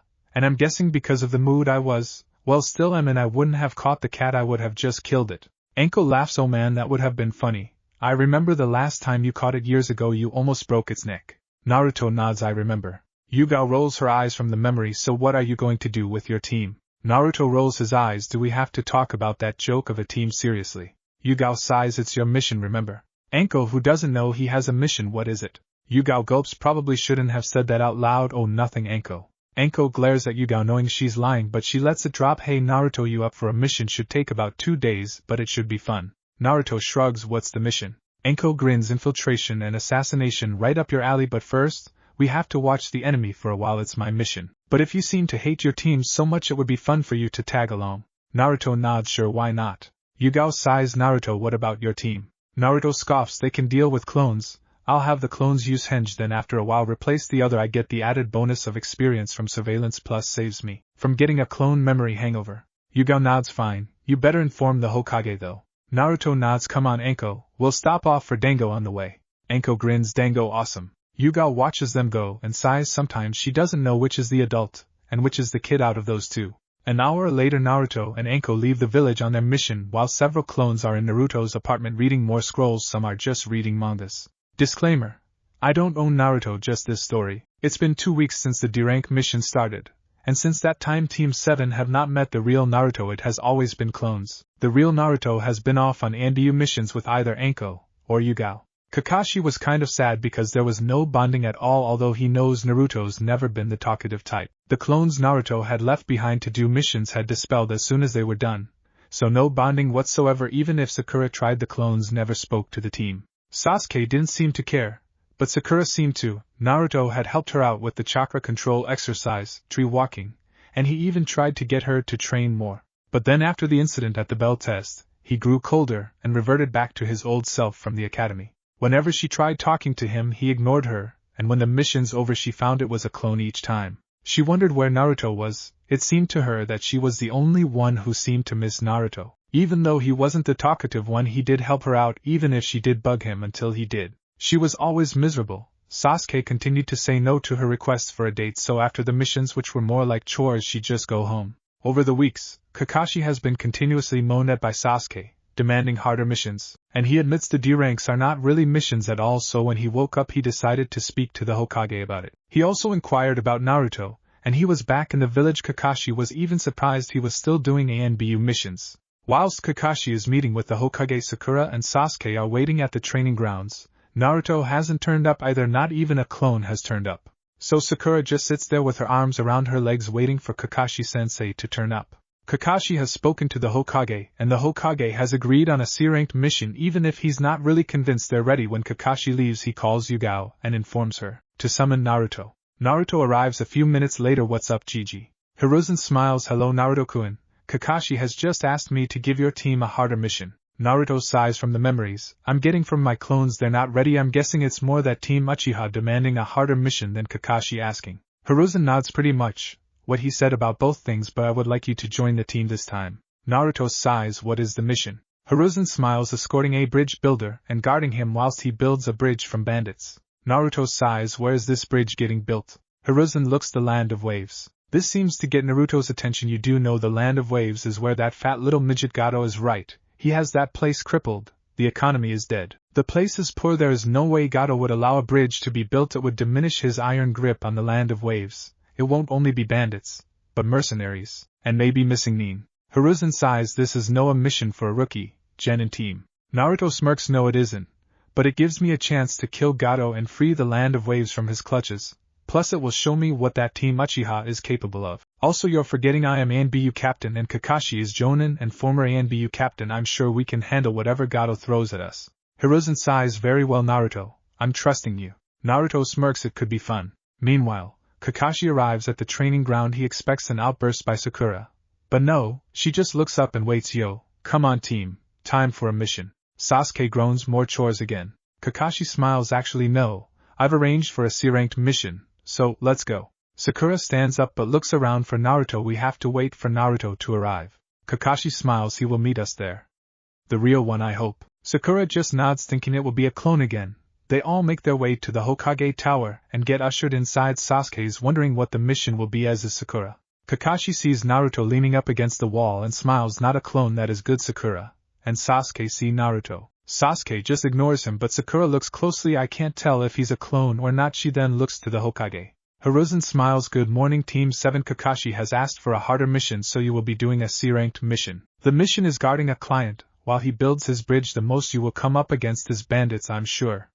He then calls out, send in the client. An oldish man comes in with a towel wrapped around his neck with a flask in his hand. He sees the 3 kids and scoffs, what is this, guarded by children? Sasuke takes offense to that. Sakura says nothing and Naruto does nothing, not even opening his eyes. It's Kakashi who replies, we are more than capable of guarding you, plus I am a Jonin and Naruto's an ANBU captain, I'm sure we'll manage. The man just nods, not looking convinced, but says nothing. Kakashi smiles, okay team. Head home and pack your bags, we should be gone for 2 weeks, put pack for a month just to be sure, oh, and meet me at the gate in 1 hour. Sasuke just nods. Sakura smiles, hi Kakashi-sensei. Naruto just nods. Sakura watches to see if he will dispel, but he doesn't, but he does shin away, and she smiles knowing it was the real Naruto, so that's good, although she doesn't really know why she's so happy. An hour later, everyone's at the gate. Kakashi's just arrived with the client. He looks at Naruto, still the real one, that's good, okay everyone let's go. Naruto just nods. He notices Sakura look at him, and smiles, she has been miserable, I wonder why she's smiling. He nods back at her. Sakura smiles again, then looks away. Well, at least that's something. Team 7 have been walking now for several hours. It would have been quicker, but with civilians, it's always slow going. Sakura spoke to the client, who's now been confirmed as Tazuna. Not that Naruto didn't already find that out because Gigi told him. Naruto's looking around, as usual, checking his surroundings when he looks at the ground in front of him and sees a puddle. He raises an eyebrow at that, as it's not rained in days, then glances at Kakashi, and they both nod. It seems nobody else noticed it. No surprises there. Naruto steps over the puddle and reaches for his katana. He senses movement behind him. He grabs the chain and with one slash cuts it in half, then shunsins behind one of the 2 attackers, which he knows as the demon brothers, and kills one of them with one slash, and Goza's head comes off his shoulders. By now the others have turned around. Sakura actually heard something and spun around just as they launched their attack. Sakura was about to scream out to Naruto when he reacted, and within moments one of the attackers was dead whilst the other was on the ground with Naruto's boot on his throat. Neither Sasuke or Sakura can believe how quick Naruto dealt with the 2 attacker, but yet again Sasuke's pissed at Naruto. Kakashi smirks, show off Naruto, let me question that one. Sasuke looks at Naruto, what the hell, he killed one and shows no remorse, damn it, he's making me look bad. Where did they even comes from? Kakashi grabs Meizu and hauls him to a tree. Who are you after? Naruto sighs, he's after Tazuna. Kakashi looks at Naruto, then back at Mizo, is this true? Mizo glares at Naruto, you killed my brother. Naruto scoffs, do you think I will shed any tears? Do you think I will have nightmares about killing him? The answer is no, you're weak, pathetic trash, and as such death is your only way out. Kakashi slits his throat, then turns to Tazuna, we need to talk. Naruto seals up the 2 bodies in a scroll, then leans against the tree whilst Kakashi speaks to Tazuna. Sasuke watches Naruto and is confused. There is something not right about Naruto. He's always been cold, but he killed a guy and shows no fear. He doesn't look troubled, he looks like he's killed before. Just who is he? Sakura also heard what he said and is confused. Also, she's pretty much thinking the same thing as Sasuke. She knows it's not a good idea to piss him off though. Sasuke and Sakura are broken out of their thoughts by Kakashi. Okay guys, this is a lot more dangerous than first assumed. These two that attacked us were the demon brothers. Their rank was Chunin, they were missing Nin from Kirigakure. Now we can turn back as this is no longer a C ranked, maybe B ranked or A ranked, the choice is yours. Naruto sighs, he already knows all this. We go on. Sasuke nods, we go on. Sakura looks at both Sasuke and Naruto, and nods, we keep going, are we ready for this? Kakashi nods, so we go on. Naruto, the scroll, I'll send it back to the Hokage to inform him of what's happened so far. Naruto nods and tosses him the scroll, and Kakashi summons one of his ninja hounds, Pakken, and gives him the scroll with a message of what's happened so far. Pakken nods and runs away back to Konoha. Team 7 then continues with journey. Kakashi tells Sasuke and Sakura to guard Tazuna whilst he talks to Naruto about his supposed first kill. Kakashi sighs, so what aren't you telling me? Naruto sighs, what did Tazuna tell you? Kakashi sighs and tells him, and Naruto nods, just what I found out last week. Me and Yugao were in the area last week, and found out about Gato. Could have killed him then, but it wasn't our mission. But oh well, now I can finish the job. You know this isn't over, right? This was probably just a test. We will fight Jonin rank next time. Kakashi sighs, you could have told me this morning, we do share a house, you know. Naruto looks at him with a raised eyebrow, how was I supposed to know you were going to ask for a harder mission? If you would have asked, I would have told you. Kakashi nods, I see your point. Is it wise to kill so easily? They're getting suspicious, especially Sasuke. Although Sakura is a confusing girl, she's usually miserable, but seeing you here, she's perked up some. Naruto nods, I've noticed. Still, let's keep going, maybe we will fight someone with some skill. Kakashi nods, as long as we can take them right. Naruto grins, do you want me to hold your hand or something? Kakashi smirks, you're so mean, Naruto. Naruto nods, has he activated his Sharingan yet? Kakashi shakes his head, no, not yet, but I'm sure he will during this mission. Naruto nods, if he does, I imagine him abandoning the client because he thinks he's now invincible, or some shit like that. Kakashi nods, I have a feeling you're correct on that assumption. Naruto nods, when have I ever been wrong? Kakashi just nods and they catch up to the others. Disclaimer: I don't own Naruto, just this story. Naruto and the rest of Team 7 have just gotten off the boat. The old drunken fool said they're almost back at his home. All Sasuke's done since the Demon Brothers is moaned that he didn't get to do anything, like because he's an Uchiha everyone has to bow at his feet and let him do what he wants. Naruto just scoffs at that, but other than that he's been watching the environment. Sakura's been talking to the drunken idiot about his village. Naruto hardly cares, he already knows about the situation, and if he was given an order would have dealt with this, along with Yugao. Sasuke's still brooding, no surprise. Kakashi's reading that drivel like usual, but knowing him he's probably just as observant as Naruto. Naruto's thinking about what Gato will do next. As he's thinking, Kurama makes his presence known. Hey kid, I sense 2 chakra signatures. They've been following you ever since you got off the boat, and from what I can tell Jonin class on 1, maybe both. Naruto shows no signs of acknowledgement that anyone can see. So the next fight begins, huh? Let's see who they sent. Jonin could be interesting. Kakashi's reading his book, but in the corner of his eye he sees Naruto doing A and B quick hand signs, and he nods. So we have 2 strong chakra signatures following us, and one is Jonin class. Naruto was right, damn it. I hate it when he's right. He does a sign back that he's understood. Sasuke, being the arrogant idiot he always is, looks around. He hears a rustling sound and without thinking throws a kunai into the bushes. He walks up to the and comes out holding a white rabbit. Sakura is confused, but she thinks it's cute. Kakashi and Naruto immediately get what's wrong with this situation. A white rabbit here, not likely, wrong season for a white rabbit. Naruto smirks, so it begins. He quickly rushes forward and pulls Sakura down as Kakashi shouts everyone to get down, and just as they do a massive sword flies right by them and gets stuck in a tree. Naruto looks up and smirks at who he sees. Zabuza Momochi, interesting. Everyone gets up. Sasuke and Sakura see Zabuza standing on his sword before he jumps to the floor, and he pulls out his sword from the tree and looks at them all. Naruto smirks. Zabuza Momochi, what's a loser like you doing here? Come to beg for a quick death, or are you here to kill the drunken idiot behind us? Either way, you're going down. And what's up with the no eyebrows? You're even more of a freak than you were before. Kakashi chuckled, has to rile up Zabuza Momochi, doesn't he? Zabuza glares at Naruto, then sees Kakashi. So we have Kakashi Hatake, the copycat ninja, and these 2 brats, but the blonde, there's something familiar about him. Wait, it's the Crimson Nightmare. This just got interesting. Still, the brat insulted me, I'll have to show him. Zabuza starts emitting Ki, and Sakura and Sasuke immediately feel it. Kakashi feels it but is not affected as much. Naruto just raises an eyebrow. Seriously, you call that Ki? That's nothing now, this is Ki. When Naruto's Ki hits Sakura and Sasuke, they quickly look at Naruto, but they're having a hard time breathing. It's like he's sucking up all the air.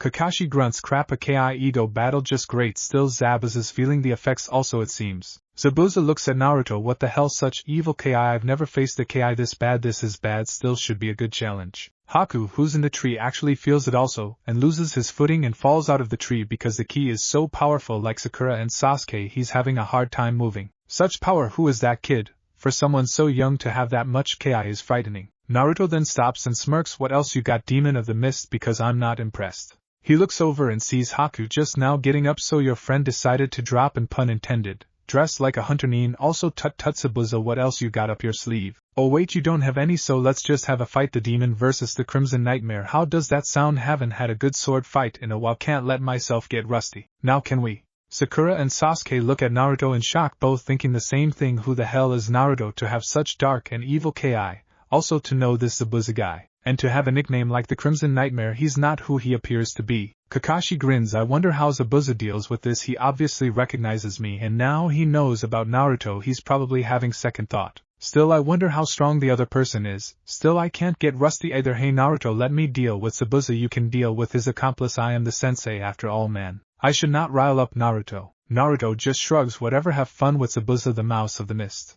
Kakashi chuckles when Zabuza rushes forward to engage Naruto, but Kakashi appears in front of him and engages him, your fights with me. Zabuza grunts, fine Kakashi. Naruto looks at Sasuke and Sakura. He actually sees a stain on Sasuke's shorts and chuckles, pissing yourself Uchiha, so not how an Uchiha elite should act, stay with the drunk, I'll deal with the hunter nin. Sakura then speaks, be careful Naruto. Naruto raises an eyebrow but nods, keep an eye out for both of them. Zabuza's Jonin class, no idea about the other but I'll find out. Naruto pulls out his katana and walks towards Haku, so what was your plan, hunter nin? Act like a hunter nin and pretend to kill him, sorry to ruin your plan, well not really, let's fight shall we? I don't particularly like finding out about unknown people. Haku pulls out some senbons and tosses them at Naruto, who just swings his sword using a bit of wind manipulation to knock them out of the air. You're going to have to do better than that. He puts his sword away, let's test your taijutsu shall we? Haku disappears and then appears behind Naruto, going for a kick to the back of his head, but Naruto grabs the leg and swings him around and tosses him at a tree, but in mid-air. Haku recovers and his feet hit the tree and he lands on the ground. He saw me move. He's not who he appears to be. Zabuza-sama seems to know him, and if he's on edge then what does that mean for me? And oh, I can't fai. Before he can finish, Naruto appears in front of him and kicks him in the face, then kicks him in the chest, winding him, and he backs away. After a minute he gains his breath, he's so fast. Naruto sighs, I'm guessing Zabuza's like your master of some shit like that, he's probably not impressed with you right now. Haku punches the ground in frustration, don't mock me. Naruto chuckles, oh did I hurt the little hunter nin's feelings? You're not going to cry are you? He looks over and sees Kakashi stuck in a water prison and sighs, really Kakashi? He goes through some hand size Kage Bunshin no Jutsu. He looks at Haku, keep him entertained. He then vanishes. Sakura, Sasuke and Tazuna are in shock but quickly sense someone behind them. It's a Mizu Bunshin clone of Zabuza. None of them even saw him create the clone. Before he can slash and kill Tazuna, the clone is cut down by Naruto, but Naruto is then attacked by another clone and slashes at him, but like Zabuza, the Naruto is hit, dispels, and then the second Zabuza clone is cut down again. Then two Mizu Bunshins appear in front of the original and Naruto smirks, Sasuke, why don't you fight the clones? I'm sure being an Uchiha elite these Mizu Bunshins would be child's play to you. Sasuke knows he's being insulted but hardly cares. He wants to fight and show Naruto who's the better ninja here. So he charges forward and engages the Mizu Bunshins while Naruto watches both fights. Sakura looks at him, are you okay, Naruto? Naruto nods, I'm fine. I'd advise arming yourself. Sakura, the hunter nin uses Senbon, and well it's obvious what no eyebrows uses. Sakura just nods and pulls out two kunai, not that she's that confident she will be able to do much. Sasuke's way better than her, and Naruto, well he's in a whole different league to her. Meanwhile, Sasuke's having a hard time with the Mizu Bunshins. He can't believe it. He's an Uchiha and he's having problems with clones. His arrogance seems to be clouding his judgment that these clones are also clones of a Jonin. He somehow is able to catch one of them and dispels it, and then realizes why that happened. He feels it, and grins, now I have the Sharingan, you're going down. Naruto watches, so he took out a clone, huh? Still it's a clone, not the real thing. Then Kurama speaks, he's unlocked that cursed Sharingan. Naruto does some hand signs, Kage Bunshin no Jutsu, 50 clones appear, stay here.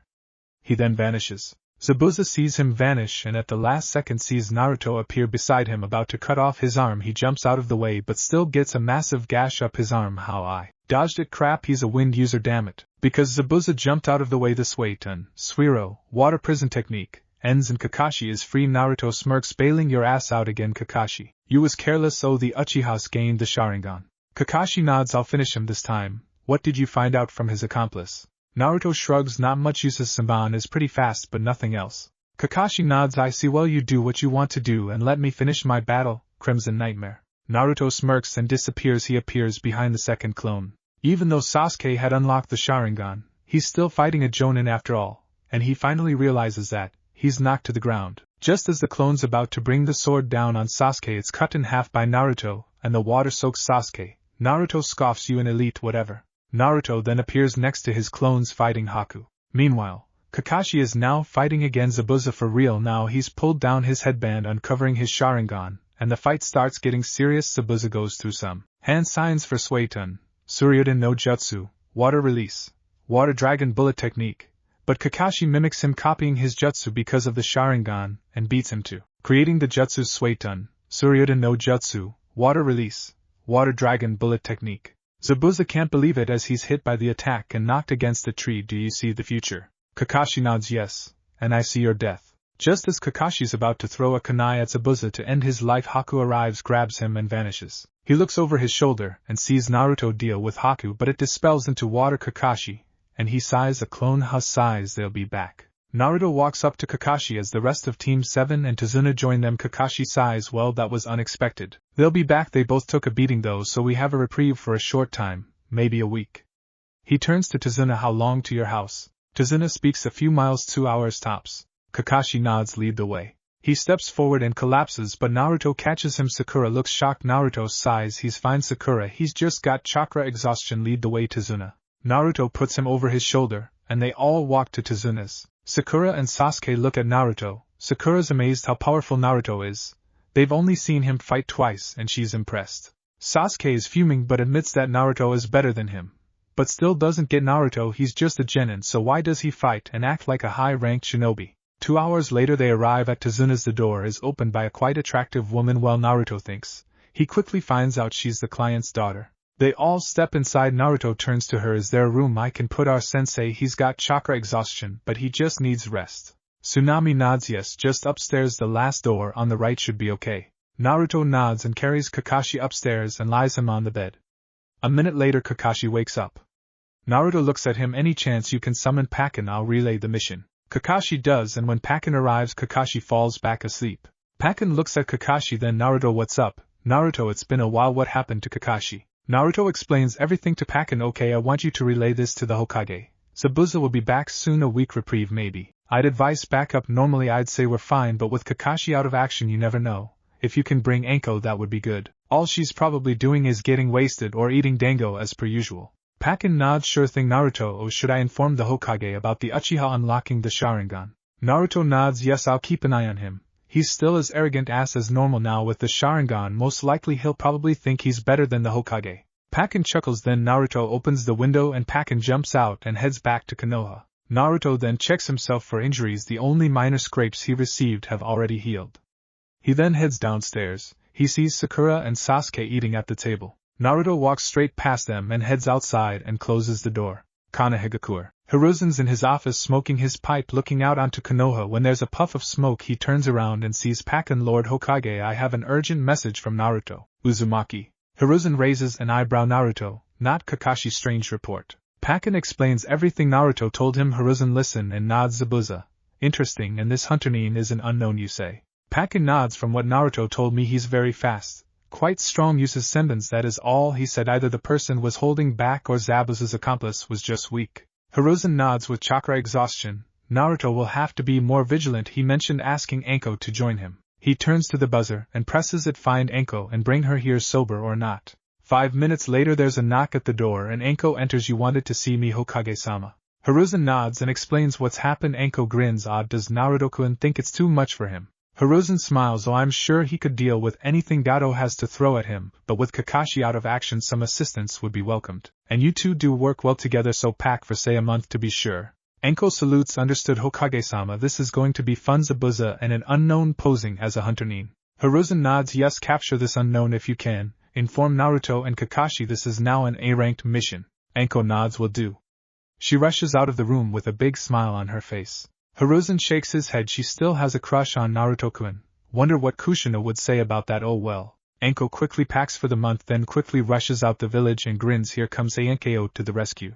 Disclaimer: I don't own Naruto, just this story. It's been a day since Naruto sent Pakken to ask for assistance. Naruto has spent most of his time outside. He's heard the little brat moan at Sasuke and Sakura about them wasting their lives and that they're going to die. Naruto is lucky he's not in there, or the kid would have been dead by now. Naruto only enters to eat and sleep. The rest of the time he stays outside watching for any trouble, which is where we find him now, sitting in a tree sharpening his katana. He hears his name and knows it's Sakura. For the most part his teammates have left him alone unless it's urgent, so it must be urgent this time if Sakura's bugging him. She looks up. Naruto, Kakashi-sensei wants to speak to you. Naruto sighs and puts his katana away and uses Shunshin and appears in front of her. He just walks past her and enters the house. Inori looks up. He's about to open his mouth, but when he sees the glare from Naruto he shuts his mouth. Naruto walks past him and walks upstairs. Tsunami sees Sakura follow Naruto inside and smiles. He doesn't talk much, does he? Sakura shakes her head. No, not really. It's a shame, I'd like to get to know him better. Sasuke just scoffs but continues cleaning his kunai. Sakura just sits down and waits and wonders what Kakashi wanted with Naruto. Naruto opens the door. What do you want, Kakashi? I'm guarding the house, and if I have to stay in this house I'll kill the brat, because he never shuts up whining. Kakashi smiles. Yes, he is rather annoying, but no, have you heard any word from Konoha yet? Naruto shakes his head. No, not yet. Why? Kakashi sighs. Well, as I'm still not fit enough to train you guys. Not that you need any training, it leaves you to do it for me. Naruto glares at Kakashi. You want me to train them? Two idiots. Kakashi sighs. You taught Sakura tree walking. Sasuke needs to continue with it, and you can train Sakura on the walking on water exercise. Just leave a clone with Sasuke. Naruto grunts. Fine. Kakashi smiles. Have your clones spotted anything? Naruto shakes his head. Not yet, but I have them hinged into wild animals and objects. If anyone comes near the house I'll know it. Kakashi nods. Carry on then and have fun. Naruto grunts. I'm going to torture Ika series for this. Kakashi's eyes go wide, almost popping out of their sockets. You wouldn't, would you, Naruto-kun? Not to you, dear big brother Kakashi Hatake. Naruto scoffs and walks out the room and walks downstairs. Sasuke and Sakura looks up and Naruto walks past them outside now. He then leaves. Sakura and Sasuke follows him out, although they're not sure why, but they admit he's more experienced than them and is in command while Kakashi-sensei's recovering from what Kakashi-sensei told them, although Sasuke didn't like it. They see Naruto walking into the forest, so they follow. They see several clones also, but they're in different trees and the roof of the house. Both wonder what that's all about, but just follow Naruto to wherever he's going. The fact he's ordering them around is unusual. Maybe Kakashi asked him to do something with them. Wow, that's what they're both thinking. They finally see Naruto with his back to them. I'll get straight to the point. Kakashi-sensei has put me in charge of your training. That is until backup arrives, or he recovers enough. Sasuke, you haven't mastered tree climbing. Continue it now. He then looks at Sakura. Sakura, practice the same exercise for a short time, then I will show you the next exercise. No, I do not want to do this, and I will not put up with your bullshit, Uchiha. Now get to it. I will have a clone remind you of what to do. Sasuke just scoffs, but he admits he did want to try this again. He only had a short time trying it, and actually forgot about it until now. Sakura actually smiles and gets straight on it. Just like last time, she gets it done easily, but she keeps trying to go higher until she reaches the top. She gave up trying to get Sasuke's approval. Naruto just nods, and that makes her happy. She wanted Naruto to teach her the next step, and now he will, although he's doing something he shouldn't be doing, with not being their official sensei, but she knows he's more experienced. She doesn't understand why he's on a team with her and Sasuke-kun though. Sasuke after an hour has made progress, but nowhere near as Sakura, and that infuriates him. An elite like him failing whilst a clan-less Fangirl masters it straight away. After the hour is up, Naruto has finished cleaning his sword. Sakura, come here. She quickly rushes down the tree well as carefully as possible without falling as she's at the very top. After a few minutes, she's down and approaches Naruto. What's next, Naruto-san? Naruto glares at her. I am not you, sensei, so don't finish that sentence. Now follow me. He looks up the tree. I will leave 2 clones here and I will know if you're lying about finishing. Naruto and Sakura walk off. They only walk a short while until they get to a river. Naruto points to the water. The next step is walking on water. It's similar to the previous exercise, but, and I will say this only once, the user, meaning you, Sakura, has to be emitting a constant stream of chakra from the bottom of their feet and using the repellent force to walk across the water surface. He looks at her, and she's listening, so he continues. This technique is more difficult to master than the tree climbing practice because the amount of chakra that needs to be emitted changes constantly, as unlike a tree, water is always moving. Do you understand, Sakura? She nods and he points. Get to it. This might sound inappropriate, but you are bound to get wet. If you want to get your swimsuit, then do so. It will be harder to concentrate if your clothes feel heavy on your body. Sakura blushes. I'll be okay, Naruto-kun. Naruto raises an eyebrow at the suffix but ignores it. Very well. Start. Naruto watches as Sakura tries and even her with excellent chakra control falls in.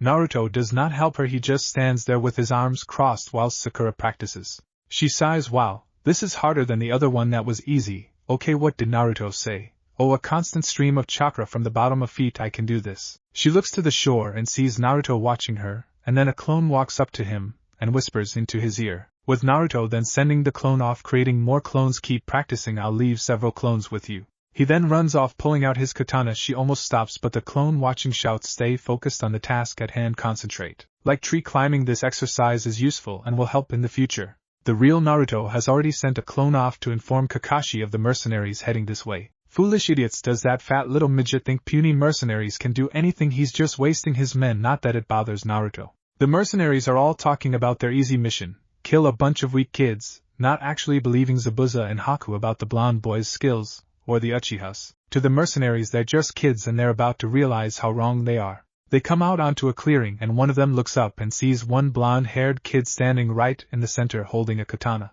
The mercenaries all chuckle. One of them, the leader of this little ragtag group of mercenaries, speaks up. Does the little blonde kid want to play with the big boys? Naruto just laughs. You, the big boys in what universe? You're weak, pathetic lowlifes who are about to realize that you stepped in the path of the Crimson Nightmare. And you're all dead, you just don't know it yet. Some of the mercenaries know the name and look at each other having second thoughts about this mission. But before they can do anything, Naruto vanishes and appears among them. He unsheathed his katana and starts slashing any mercenary he comes in contact with.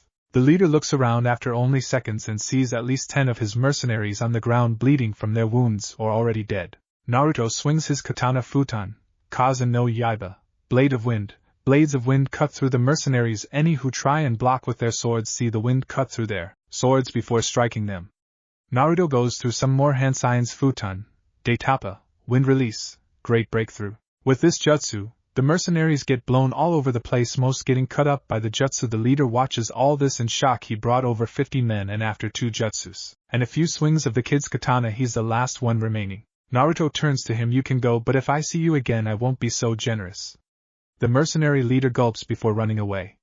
Naruto sighs. Weaklings. He shunsins away not knowing Haku was there, and yet again he's shocked. Well, not much, but it should have taken a little longer, but this blonde boy took them out quick and easy. He sighs. Zabuza-sama will not be pleased. Meanwhile, Anko's running fast. She should get there quick. She sees the river and just scoffs before sprinting across it, eating some dango, grinning as she rushes past a man in the boat who looks gobsmacked when she runs past him, rubbing his eyes several times to make sure he's not seeing things, and he isn't. Anko gets across the water and rests for a minute to have a drink. Then she sets off again. After she's running again, she comes into a clearing and sees several men dead and grins. Ah, Naruto-kun, did you do this for me? Thanks for the fun. Mercenaries. Oh, look, some are alive. Let's see what they were doing before Naruto had some fun with them. She pulls one of them up. Alright, talk. What were you doing here? The mercenary looks at Anko. We were sent to kill some kids, but we met the devil. Anko grins. The devil? Really? Well, we wouldn't want one of the damned souls to live now, but I think I'll allow you to go as a warning. Anko, Mitarashi, the snake mistress, is here to fuck up Garo's plans. Give his that message, would you? Well, off you go. I'll entertain your friends whilst you're relaying the message. The man staggers away and Anko grins and does some hand signs. Sinai Jashu, hidden shadow snake hands. The man who staggers away hears screaming as the rest of his squad are killed by Anko. He's heard about her. She's a psycho. Anko grins. Well, time for a bonfire. I think she piles all the bodies next to each other before doing some hand signs. Katan, Gokaku no Jutsu, fire release, great fireball technique.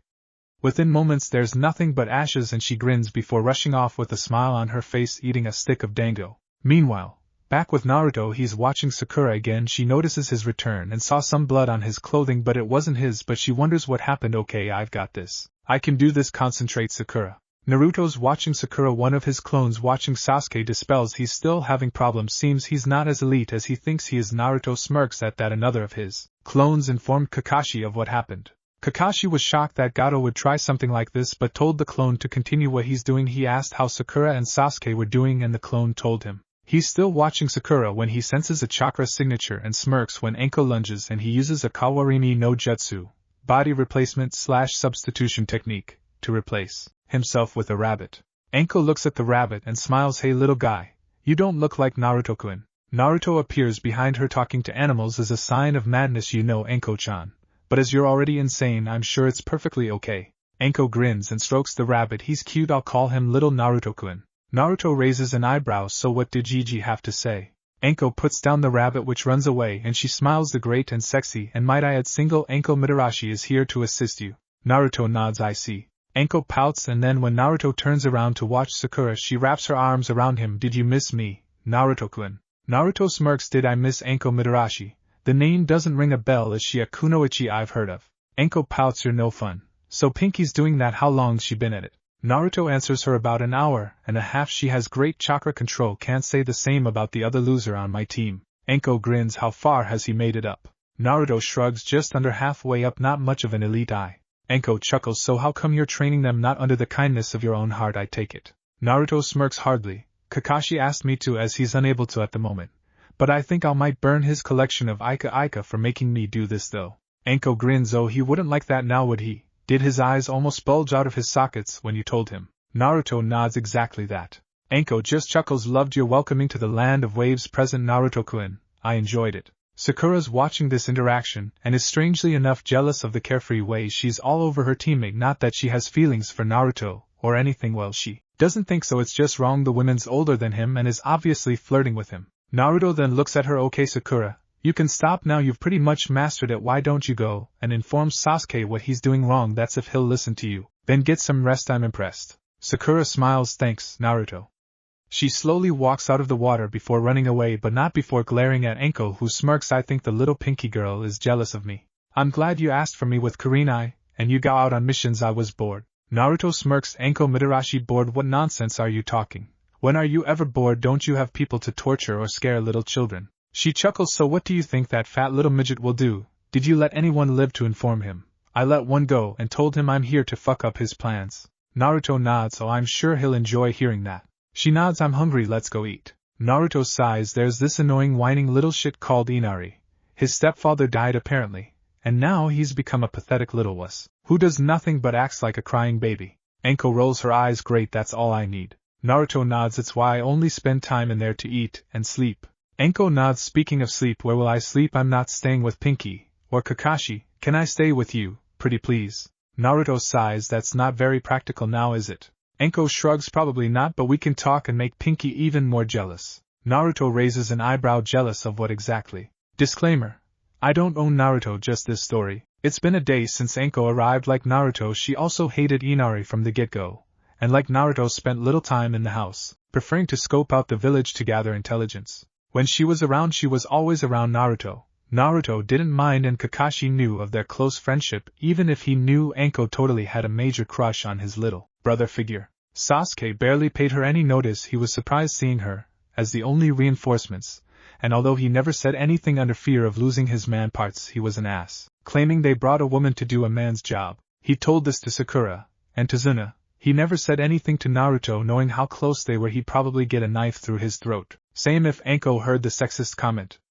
Kakashi wouldn't be very happy either. Even Sakura didn't like the comment. Not that she really liked Anko, there was something about her she just didn't like. Maybe it was the fact she was always teasing Naruto. And she even saw Anko staying in the same room as Naruto. Not that anything happened, but Anko also took pleasure in tormenting her, saying how good Naruto was in bed. This would only make Sakura blush and get more jealous. She doesn't know why she's jealous though. Also, the in her opinion skimpy attire makes her not like her. Tazuna seemed to enjoy staring at her and got a few bumps on his head from his daughter for staring.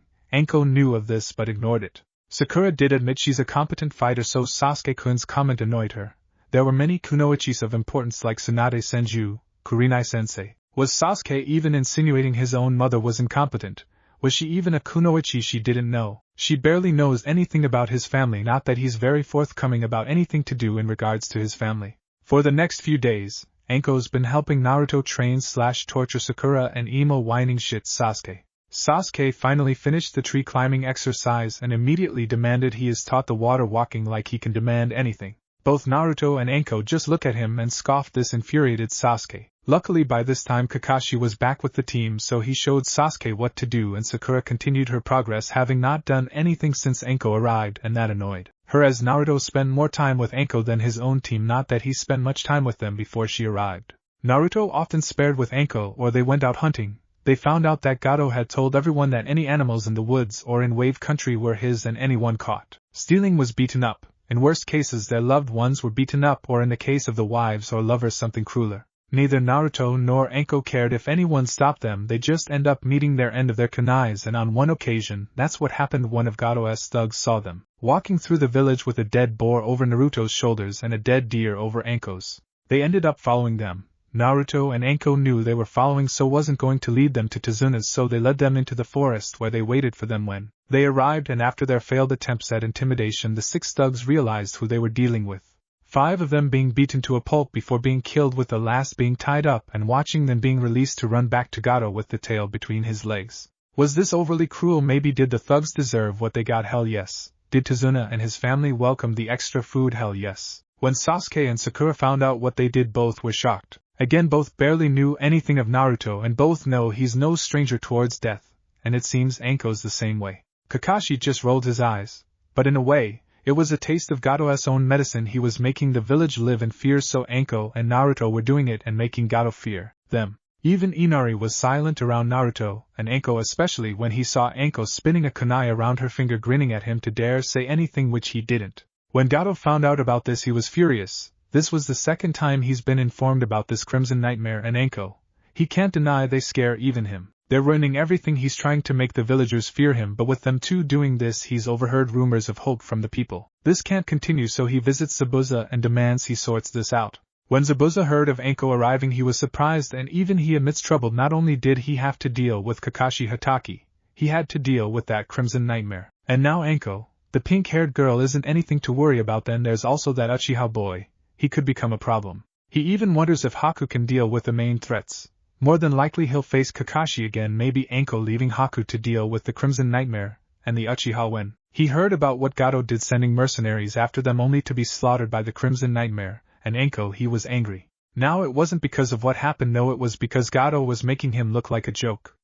When he heard from Haku what happened, he laughed. It's now been a week since Anko arrived, and both Kakashi, Naruto, and Anko knows that Zabuza will be back shortly, and are wondering what will happen after the little mercenaries incident, and the hunting thing. There have been no more problems. After training and guarding the house all night, Naruto's sleeping. Naruto barely sleeps sometimes, so after that they agreed to give him a rest. This left Kakashi, Anko, Sasuke, and Sakura to go with Tazuna to the bridge. Naruto only slept for a short while and already had clones watching. He already knew that sooner or later Gado would send people to Tazuna's house to capture his family, more than likely Tsunami. They'd probably just kill Inari. He already knows they're coming after what his clone informed him off last night before it left to do its own mission provided by Naruto. He just lies back down and rests, but he won't sleep, he'll just wait for the time to act. Meanwhile, back with Kakashi, Anko and the others, when they arrive at the bridge, they're met with heavy fog, and both Anko and Kakashi realize what this means. Zabuza. They then see people unconscious on the ground. Kakashi immediately tells his team to stay back and protect Tazuna. Then they see Zabuza and Haku emerge from the mist.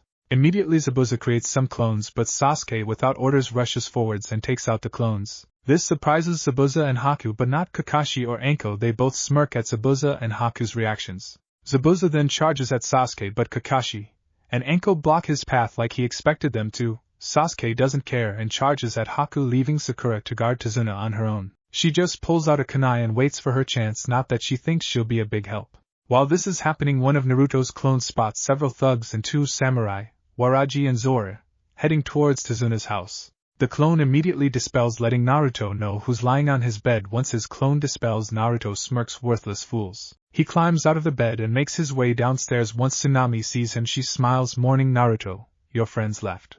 Naruto just nods, stay inside, and whatever you do, don't come outside. There's a small group of idiots heading this way. Lucky I stayed here. I won't let anything happen to you. Tsunami is shocked but nods. Inari says he'll help. Naruto just raises an eyebrow. No offense, kid, but you'd only get in the way. This won't take long. Naruto steps outside the door and walks a few steps away from the house and leans against the tree waiting for the idiots. Tsunami and Inari look out of the blinds and wonder what he's doing. Once Waraji, Zora, and the 20 thugs arrive, they think this is an easy mission. Until they hear to the side, so let me get this straight, 2 has been samurai and 20 thugs have come here to kidnap Tsunami, am I correct? You didn't bring enough men. Zora looks at Naruto and scoffs, you talk big, just who the hell do you think you are, acting all tough with your little toy sword? Naruto steps away from the tree and smirks, names the Crimson Nightmare. Maybe you've heard of me. As for my so-called toy sword, I don't think my countless victims thought that, after I cut them down. He then looks up. Oh, and it looks like you came back, Mr. So-called mercenary leader, and I can also see the one ankle let go also. Tut tut. I would have thought you would have abandoned Gato the moment you realized just who you were dealing with. I guess money is more important than your lives. That was your mistake. He looks around and the scared thugs, mercenaries, Waraji and Zora. This time I won't leave anyone to return to Gato.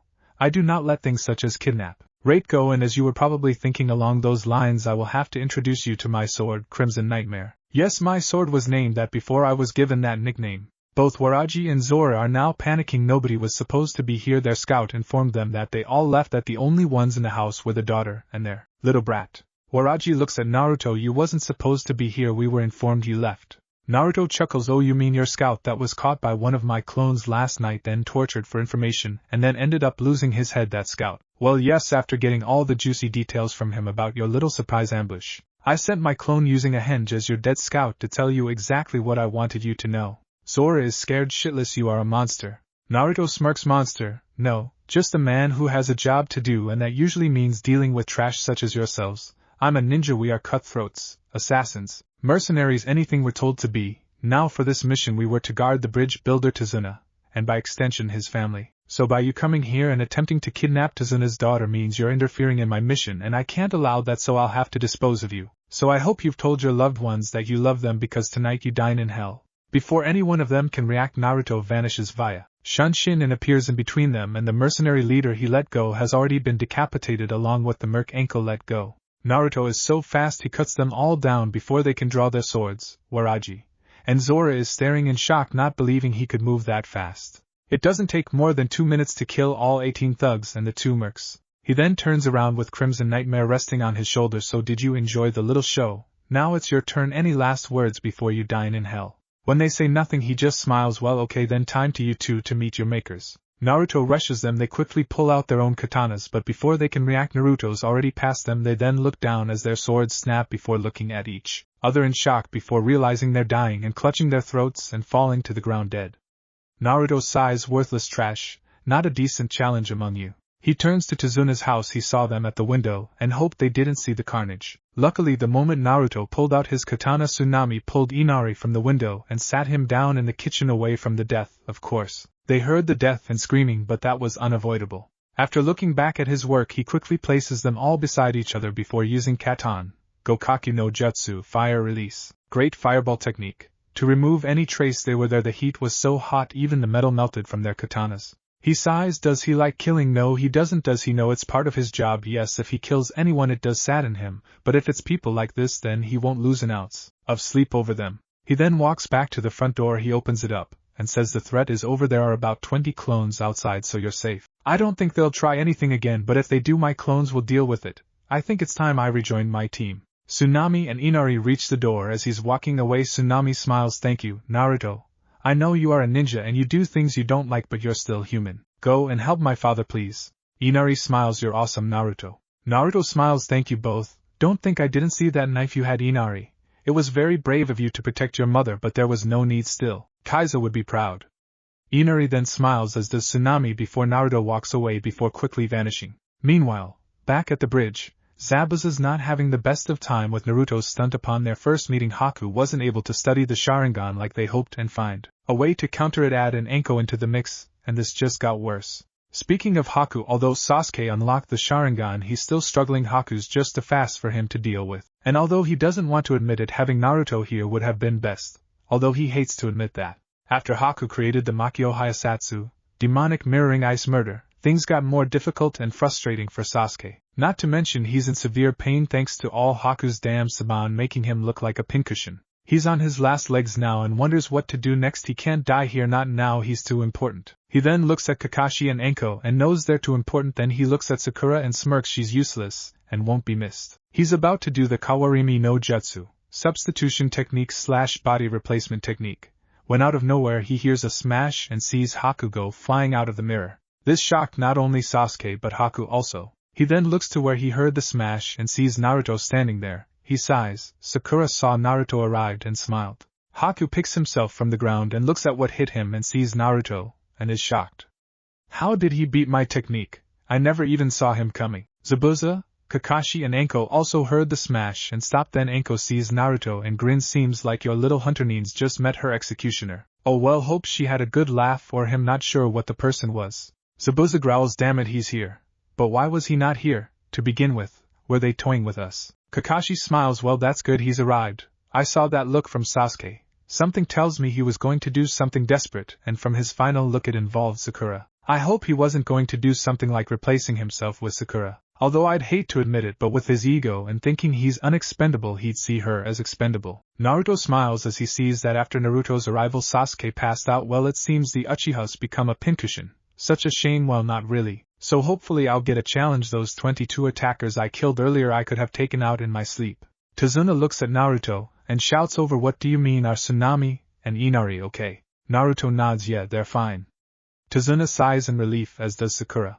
Haku's wondering what was going on but just brushes that off and stands up. That was a lucky show. Before he can finish, Naruto's in front of him with his fist connecting with Haku's stomach. You were saying something about a lucky shot. Zabuza growls, damn brat's fast. Kakashi smiles, yes he is, faster than your little friend I imagine. Zabuza looks at Kakashi then at Naruto in surprise, he's that fast. Naruto then vanishes again and appears next to Sasuke's unconscious body and picks him up and appears next to Sakura and tosses him on the floor and starts to walk back to Haku. Before he says over his shoulder, I'm sure you can keep him there, Sakura. Sakura and Tazuna just look at Naruto and thinks he's so fast we didn't even see him move. Naruto then stops next to Haku, who's still rubbing his stomach. I think he broke rib with that punch. He then looks at Naruto. You said you dealt with some people before. Who? Naruto turns to Haku. Just 2 samurai and 18 thugs and 2 mercenaries I let go who decided to care more about money than their lives. They were after the old man's family. Most likely kidnapped the daughter and killed the son. Haku nods and even Zabuza heard that as well as Kakashi and Anko. Naruto then smiles and says, well, I was about to say let's get started, but we're about to be interrupted by the little midget himself with a bunch of worthless trash. So let's see what he wants, shall we? Everyone's surprised by that, well, other than Kakashi and Anko, who knows Naruto has some sensing abilities. It's not long before Gato arrives with his thugs. He was expecting to come across a bloodbath. Hopefully they all took each other out, but what he sees is Haku stood next to Zabuza. Close by them is Naruto, Anko and Kakashi, and not far behind them is Sakura, Tazuna and an unconscious Sasuke. Gato is pretty angry as he finds out they're all still alive and waiting for him. He looks around seeing Naruto, and from the description, this is the supposed Crimson Nightmare, a 12-year-old kid. He can barely believe it, that brat's caused him so much trouble. He then tells Zabuza that he was going to betray him, saying he was too much money. He then says to Kakashi that he better hand over Tazuna or Tazuna will be getting his daughter back in pieces. This only makes Naruto laugh. Oh, you mean those 22 pathetic losers you sent? I already killed them all. You should really hire better men. So your contingency plan went down the proverbial toilet. Not that you'll be able to hire better men. I'm sure going by how Zabuza's glaring at you that you'll be dead very shortly. Zabuza smiles and turns to Kakashi. Well, it seems we're no longer enemies, Kakashi. The only enemy I see is over there. Kakashi nods. Well, by all means, deal with the threat as you see fit. Zabuza grins. I intend to. Naruto looks over his shoulder. Zabuza, the rebellion could probably do with your help. Just a thought and a reason not to throw your life away. I'm sure there will be plenty of fun for you to have. Kakashi is surprised Naruto mentioned that, but as he's no longer an enemy, and still can be useful, why not? Anko grins. See, he's not all death, he has brains. Sakura is confused. Naruto time and time again surprises her. There's so much she doesn't know about Naruto, not that she really knows anything at all other than he has many scars, isn't afraid to kill, has a name that causes fear in people with the name Crimson Nightmare, which she personally thinks is a cool name. Just then Sasuke groans as he pulls himself to his knees, and Sakura's quickly by his side, but he pushes her away. He then sees Gato and his thugs. He thinks they'll be easy, but then sees both Zabuza and Haku rush in and start killing them, and this confuses him. What's going on? Don't they work for him? After a short battle, Zabuza and Haku destroyed Gato as thugs, with Zabuza killing Gato himself. Everyone's wondering what will happen next, especially Sasuke, who still has no idea what's going on, and this only infuriates him. Zabuza and Haku then approach Naruto, Kakashi and Anko. He nods to Anko and then looks at Kakashi. So it seems we're done here. Well, meet again, Kakashi of the Sharingan. He then turns to Naruto. You've got guts, kid. Something tells me you've seen plenty of action. Not that I know how, unless you're graduated early. As I said to Kakashi, we'll meet again, then I'll want a duel, just you and me. Until then, hone your skills, as will I. Kakashi just said nothing, but Naruto smirks. Until we meet again, Zabuza Momochi, demon of the mist. Zabuza smirks after being shown respect. This time he likes the kid. He then turns back to Kakashi. Keep an eye on the Uchiha. Kakashi, I know about those arrogant Uchihas, and I don't know if you noticed, but I think he was about to switch places with himself so she'd become a Pincushion. I could see it in his eyes. If it wasn't for Crimson's arrival it would have happened, I'm sure of it. Naruto was surprised by that. Yes, his feelings on Sakura keep changing, but he doesn't hate her because she keeps improving. But that Uchiha is another matter entirely. The fact that he would have done that makes him want to kill him here and now, but that would cause problems. Enko looks at Sasuke and glares at him. Even Sasuke looks away after seeing that glare, not knowing why she was glaring at him. Sakura has no idea what's going on, and also has no idea how close she came to being in a world of hurt, or maybe even dying by Haku's hands. Kakashi nods. I noticed. I'll be letting the Hokage know of this. I can assure you of that, until we meet again. Zabuza. Oh, what is your friend's name? Haku looks at Kakashi. My name is Hakuyuki. Kakashi nods. Well, until we meet again, Zabuza, and Haku. Haku nods, then turns to Naruto. Maybe we can start that fight that got interrupted sometime. Naruto nods. Anything's possible, Haku.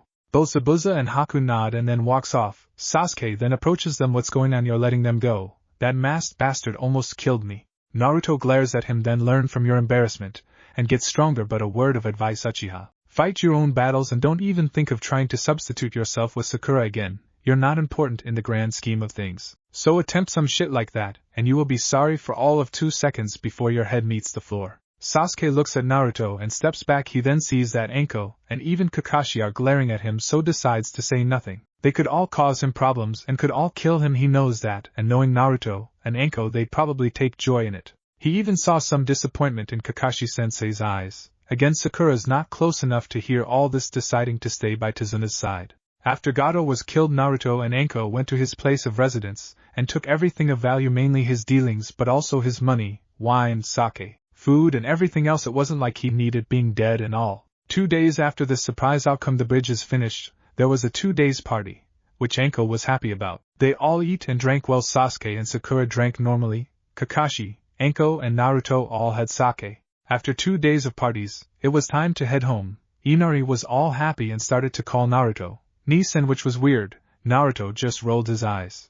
After Team 7 and Enko headed back to Konoha, Tazuna, Tsunami and Inari were talking. Tazuna grinned. So what should we call the bridge? It has to be a good name. How about the Crimson Nightmare Bridge? Tsunami slaps him over his head. We don't want to scare people, father, and with a name like that it certainly will. Just call it the Bridge of Hope or something. Tazuna pouts. Oh, alright then. Back with the Konoha ninjas, they're all rushing through the tree now that they have no civilians stopping them, and the bridge being built, they can pick up the pace. Sasuke's in the front with Kakashi besides Sasuke, and Sakura slightly behind with Naruto and Enko bringing up the rear, which is fine for them as they're in a deep discussion. Enko looks at Naruto. So you're going to report Sasuke on what he was planning on doing, and what's this mission Yugao mentioned? Being sent to the academy doesn't seem like a mission to me, more of a punishment. Naruto turns to her. Yes, I'm going to report this unless Kakashi does. As for the mission, it needs to know. And sorry, you don't need to know ANBU business. She pouts. It's about that little shit Uchiha, isn't it? Naruto looks at her. I can't tell you, but I will speak to Gigi, especially after this latest incident. I may let you know. He's already dodged a bullet once, so to speak. Enko nods. Okay, I'll drop it. But if you can tell me, then tell me. I'm guessing Yugao knows of it. What am I saying? Of course. She knows. She's your mentor and like a big sister to you. And don't worry, I won't ask her about it. Naruto nods. Thanks, Enko. She grins. No probs. This mission was fun. I got to have some fun. Tease that pink-haired girl about sleeping with you, so all good. Naruto looks at her in shock. You did what she thinks we're sleeping together. Enko grins. I may have insinuated that you were good in bed. We did share a room together. Would have been nice if we shared a bed though. Naruto sighs. That's all I need. I'm guessing that's what all the glaring's about, right? Enko chuckles. Yep. But it's all good fun, unless... Naruto face palms. Don't finish that sentence, Enko. Enko just laughs. Disclaimer. I don't own Naruto, just this story. It should have taken a day to return to Konoha, but they wasn't in any hurry. After Sakura and Sasuke went to sleep, Naruto, Enko, and Kakashi started talking about the mission. Kakashi was surprised about Naruto letting Zabuza just leave like he did, along with Haku, knowing how dangerous the both of them were. But Naruto just said it was his call, and it puts them in their debt. After that, Enko brought up Sasuke. None of them happy about what he was planning. Naruto and Enko didn't like him at all. Naruto has said all along to just kill him and be done with it, and with Sasuke's plot to sacrifice Sakura to save his own skin, let's just say it didn't sit well with any of them. Naruto because, well, he would much prefer he was dead. Anko's never been keen on the Uchihas. She's not met an Uchiha she actually got on with. To her they were all arrogant arseholes, who thought they were better than everyone else, and to her Sasuke's acting just like the rest of them. Unlike Naruto, though, she knows that he's the last Uchiha, and the village worship him like a prince. It pisses her off that even if they inform the Hokage, the little shit will probably get away with it. That just infuriates her even more. Now she has no interest in Sakura. To her she's not really that talented other than her perfect chakra control. She's not much of a kunoichi. Still, what Sasuke planned didn't sit well with her at all. For Kakashi, well, things are different. He knows how obsessed Sasuke is with killing Itachi, and obsessed with gaining power. He wants to help Sasuke, he really does, knowing that he failed Obito. He doesn't want to fail Sasuke. The thing that's different from Obito is Sasuke's attitude. Obito was a carefree ninja. To be perfectly honest, he wasn't a typical Uchiha. Sasuke is nothing like Obito. He's a typical arrogant Uchiha with a superiority complex, who sees himself as an elite just because he's an Uchiha. He also has no respect for anyone but himself. To him everyone is expendable. Well, maybe not everyone. Himself and Anko are key figures in Konoha, and Naruto, although not liked by the general population of Konoha, is well respected by most of the shinobi, and Sasuke knows that Naruto is better than him. Then there's Sakura. In a way he understands why he was going to pick her, not that he was okay with it, but Sakura's not from a clan. Her family are all civilians. Other than being Kunoichi of the Year, she's not that important, but it doesn't give Sasuke the right to play God on who lives and dies. Anko doesn't know what Naruto's true mission is, but Kakashi does. Kakashi also knows of Naruto's outright hatred of the Uchiha, and especially Sasuke Uchiha. He just hopes Naruto won't do something stupid, but he also knows that Naruto is ANBU through and through, so him losing his cool is unlikely. Kakashi looks at the both of them. So realistically speaking, what do you expect will happen to Sasuke? Naruto scoffs while going by the fact of what happened last time he was involved in something bad. I'm sure you'll remember when he outright attacked Sakura, he got away scot-free. Only because Sakura lied he clouds her judgment. So the fact he's tried using her as a way to escape death, he'll more than likely get away with it again. Anko shakes her head in annoyance. I fucking hate the Uchihas, and the council are so far up that Emo's ass he could probably kill her, and they would do nothing. This isn't right. Kakashi, who's leaning against a tree and not reading his book, nods. I have to agree with the both of you, he's getting too much freedom. There is so much hate in Sasuke's eyes, and the council see nothing. They probably see him as a scared little boy who lost everything and not someone who thinks his teammate is expendable. Naruto shakes his head and clenches his fist. Sometimes I just feel like killing the shit right in front of them, and say I dare you to try anything. Of course I'd be hated, but I'd kill anyone who gets in my way. Anko looks at the man she likes, and you'd be no better than his brother or him. You'd be executed, and what good would that do? Even if it would be a laugh seeing you do that in front of them. Kakashi looks at both of them before answering. Naruto, you're far too important to give up your life for Sasuke. I know you hate Sasuke, and would much prefer him dead, but he is the last Uchiha loyal to Konoha, and the council love him. Anko scoffs. Him loyal? Ha, he's only loyal to himself. He cares about nobody but himself. He's a joke to all the loyal ninjas and kunoichis in Konoha who actually have loyalty to each other. Kakashi sighs. Sad as it is, I agree, but we have to steer him away from temptations. Naruto just rolls his eyes. That's your job, not mine. I have no intention of befriending him, helping him, or anything else. The only thing I intend to do is end his life if he even thinks of betraying Konoha. Kakashi looks at Naruto and knows nothing will change with him. His loyalty is to Konoha, not to his fake teammates, because that is pretty much all they are to him. This is a mission for him, to monitor Sasuke. The fact he's even attempted to help Sakura was only because she bugged him to. Anko just curses. Damn Uchiha. It would be so easy to just kill him before we return. Accidents happen after all. The only ones who would miss him is his lame-ass fangirls. Naruto nods at her, as does Kakashi, but he once again has to be the voice of reason, not to be the voice of reason here. But killing him because you hate him will make you no better than a murderer. He can still be changed. Don't do something you'd regret.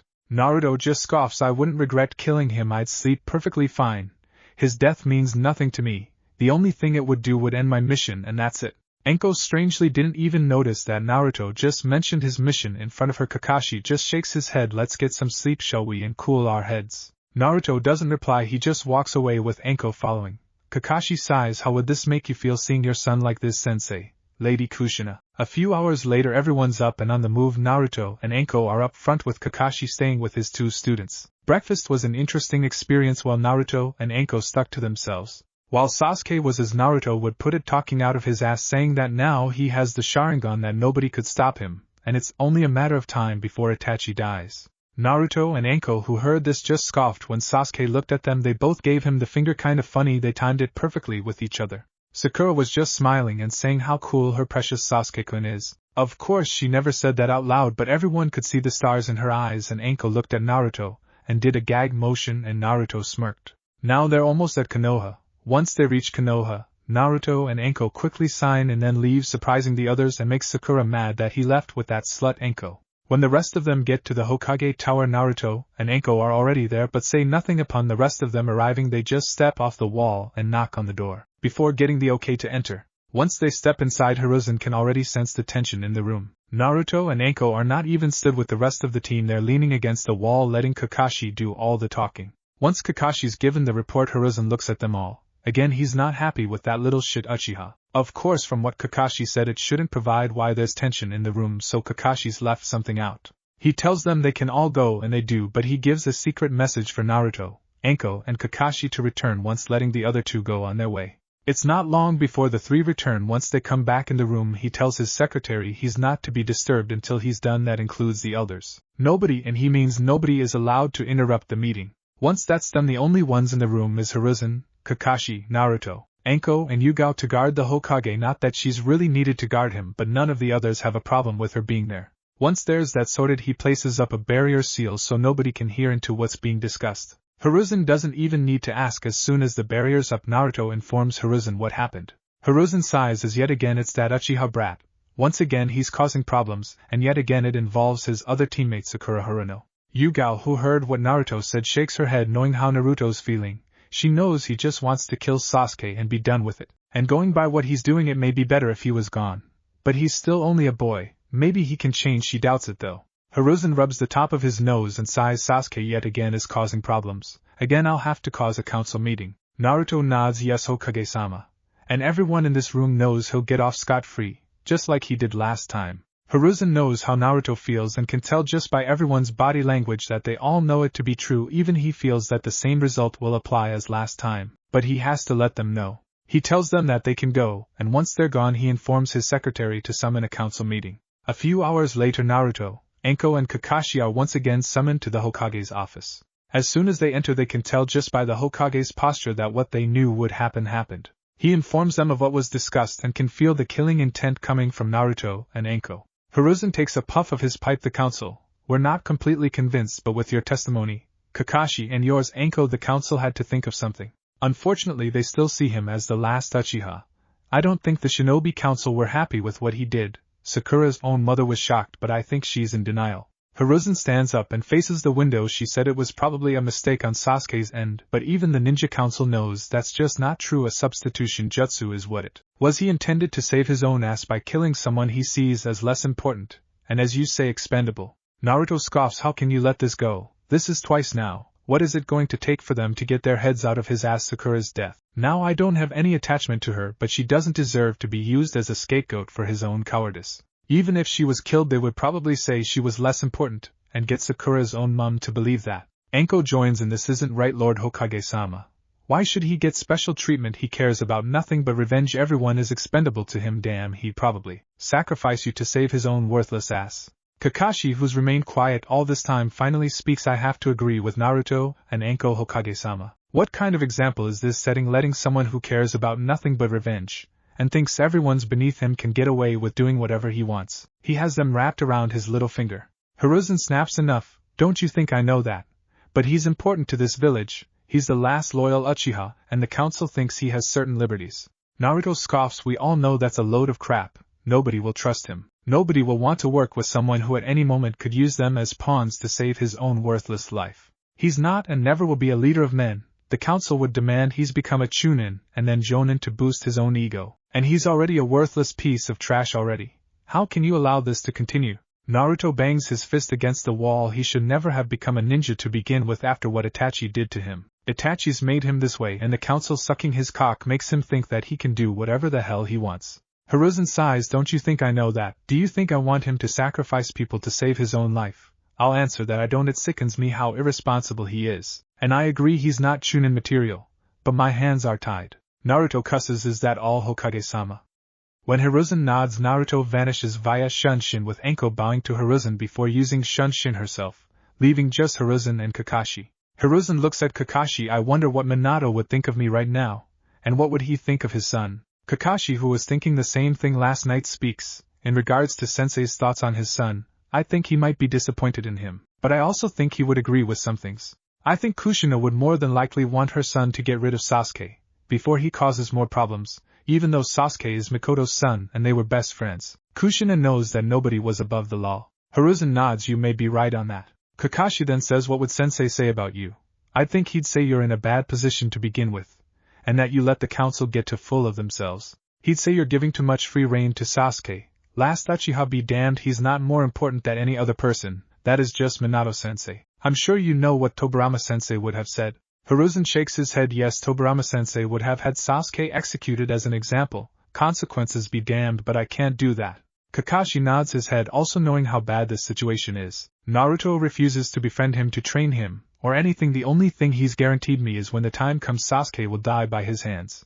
Hiruzen sighs. I'm getting too old for this shit. That will be all. Kakashi, try and get through to the boy, you know which one I mean. Naruto's views on the Uchihas mirror Tobirama-sensei's. Naruto-kun will not change his views on someone. He's stubborn like his mother was, God rest her soul. First impressions to him are important. He very rarely gives someone a second chance. If you fuck up once, you don't get a chance to prove him wrong. Kakashi bows his head. It's as you say, Lord Hokage-sama. Good day to you, Lord Hokage. Once Kakashi leaves, Hiruzen slumps in his chair. What do I do with that Uchiha? I won't allow this to continue, but what can I do? Talking to the elders about it won't do any good. I already know how they see the Uchiha. The next day, Team 7 has met up. Sakura is stood beside Sasuke, but Naruto is sat in a tree, not even attempting to interact with his so-called teammates. He's just sharpening his sword. When Kakashi arrives, he notices Naruto's not with his team, but quickly hears the sound of metal, so looks into the trees. Naruto, come down here and join your teammates. When Naruto does appear beside them, he quickly leans against the tree, not even attempting to act like a teammate. Kakashi just sighs but continues, because we have just returned from that C-rank turn A-rank mission. We have been given a week off. In that time I expect you to train, but also have some fun. I'll see you in a week. He quickly vanishes via Shunshin, and before Sakura can turn around to ask what her teammates are planning on doing, she finds that Naruto has already left, and Sasuke is also leaving. She asks Sasuke that because they have a week off, does he want to go on a date, when he just looks at her and calls her annoying. He doesn't even wait for a reply, he just walks away. Sakura is saddened by Sasuke's rejection once again, and realizing that Naruto's also gone, has nothing better to do than head home. It will be nice to see her mom after that long mission. After leaving his so-called teammates, he appears on the Hokage monument. Within moments he's joined by two people, Enko and Yugao. Yugao looks at Naruto and smirks. No team bonding. Naruto and Enko both look at Yugao like she's an idiot, and she chuckles, then her smile drops. I heard that Uchiha brat got away with what he did. She crosses her arms under her breasts and shakes her head. The council are a bunch of fools, not even doing anything about his actions. He probably thinks he can get away with anything, even murder, and they probably wouldn't even do a thing. Naruto scoffs. There's no probability about it. He could probably kill children, and the council would do nothing and blame it on what happened to him. But I'd kill him before he tried it. Enko then shakes her head. With the Chunin exams coming up, everyone will come to see him, making his arrogance even worse. I bet even if he never even got to the finals, the council would still demand he's promoted to Chunin. Naruto sniggers. You're forgetting the second stage. Enko, people die in the Chunin exams. I could easily take him out and blame it on someone else. It's not as if I really care. I'm not a genin anyway. Sakura is nowhere near ready, if she ever will be. Maybe by the next Chunin exam she may be competent enough to progress. Enko scoffs. Please, it would take her years and she'd still never be good enough. She only cares about her precious Sasuke-kun, not on becoming a promising kunoichi. She shows promise. She has amazing chakra control for someone of her age. She shakes her head before continuing. If she wanted to, could become something great, but she has no drive to do it. She's got a one-track mind. Sasuke, the loser Uchiha. It's all she thinks about. Yugao looks at them. So she shows promise, huh? She just needs a good teacher that will get her to focus on her career instead of Sasuke, who's twice tried to get her killed. It's a shame. Naruto nods. From what I've seen, none of the recent batch of kunoichis shows much promise. Sakura, we already know Ino Yamanaka is also a fangirl who cares more about her looks. We have Hinata Hyuga, who's too shy, has no backbone, doesn't like fighting. This is what Konoha's next generation of kunoichis is exactly. And that's just the kunoichi. He then continues. We have Shikamaru Nara, a lazy genius who would rather watch clouds than do anything, who doesn't have any drive to do anything. Then we have Choji Akimichi, who takes offense to anyone calling him fat. Yes, he may be strong, but he's not fit. We have Kiba Inuzuka, a boy who calls himself an alpha and thinks he's God's gift to women, but is headstrong, reckless, and cocky. He shakes his head. Shino seems to be different, but all Abdurrahams are like him. He's quiet, he's intelligent and skilled. He's someone who can blend into the background and be easily ignored.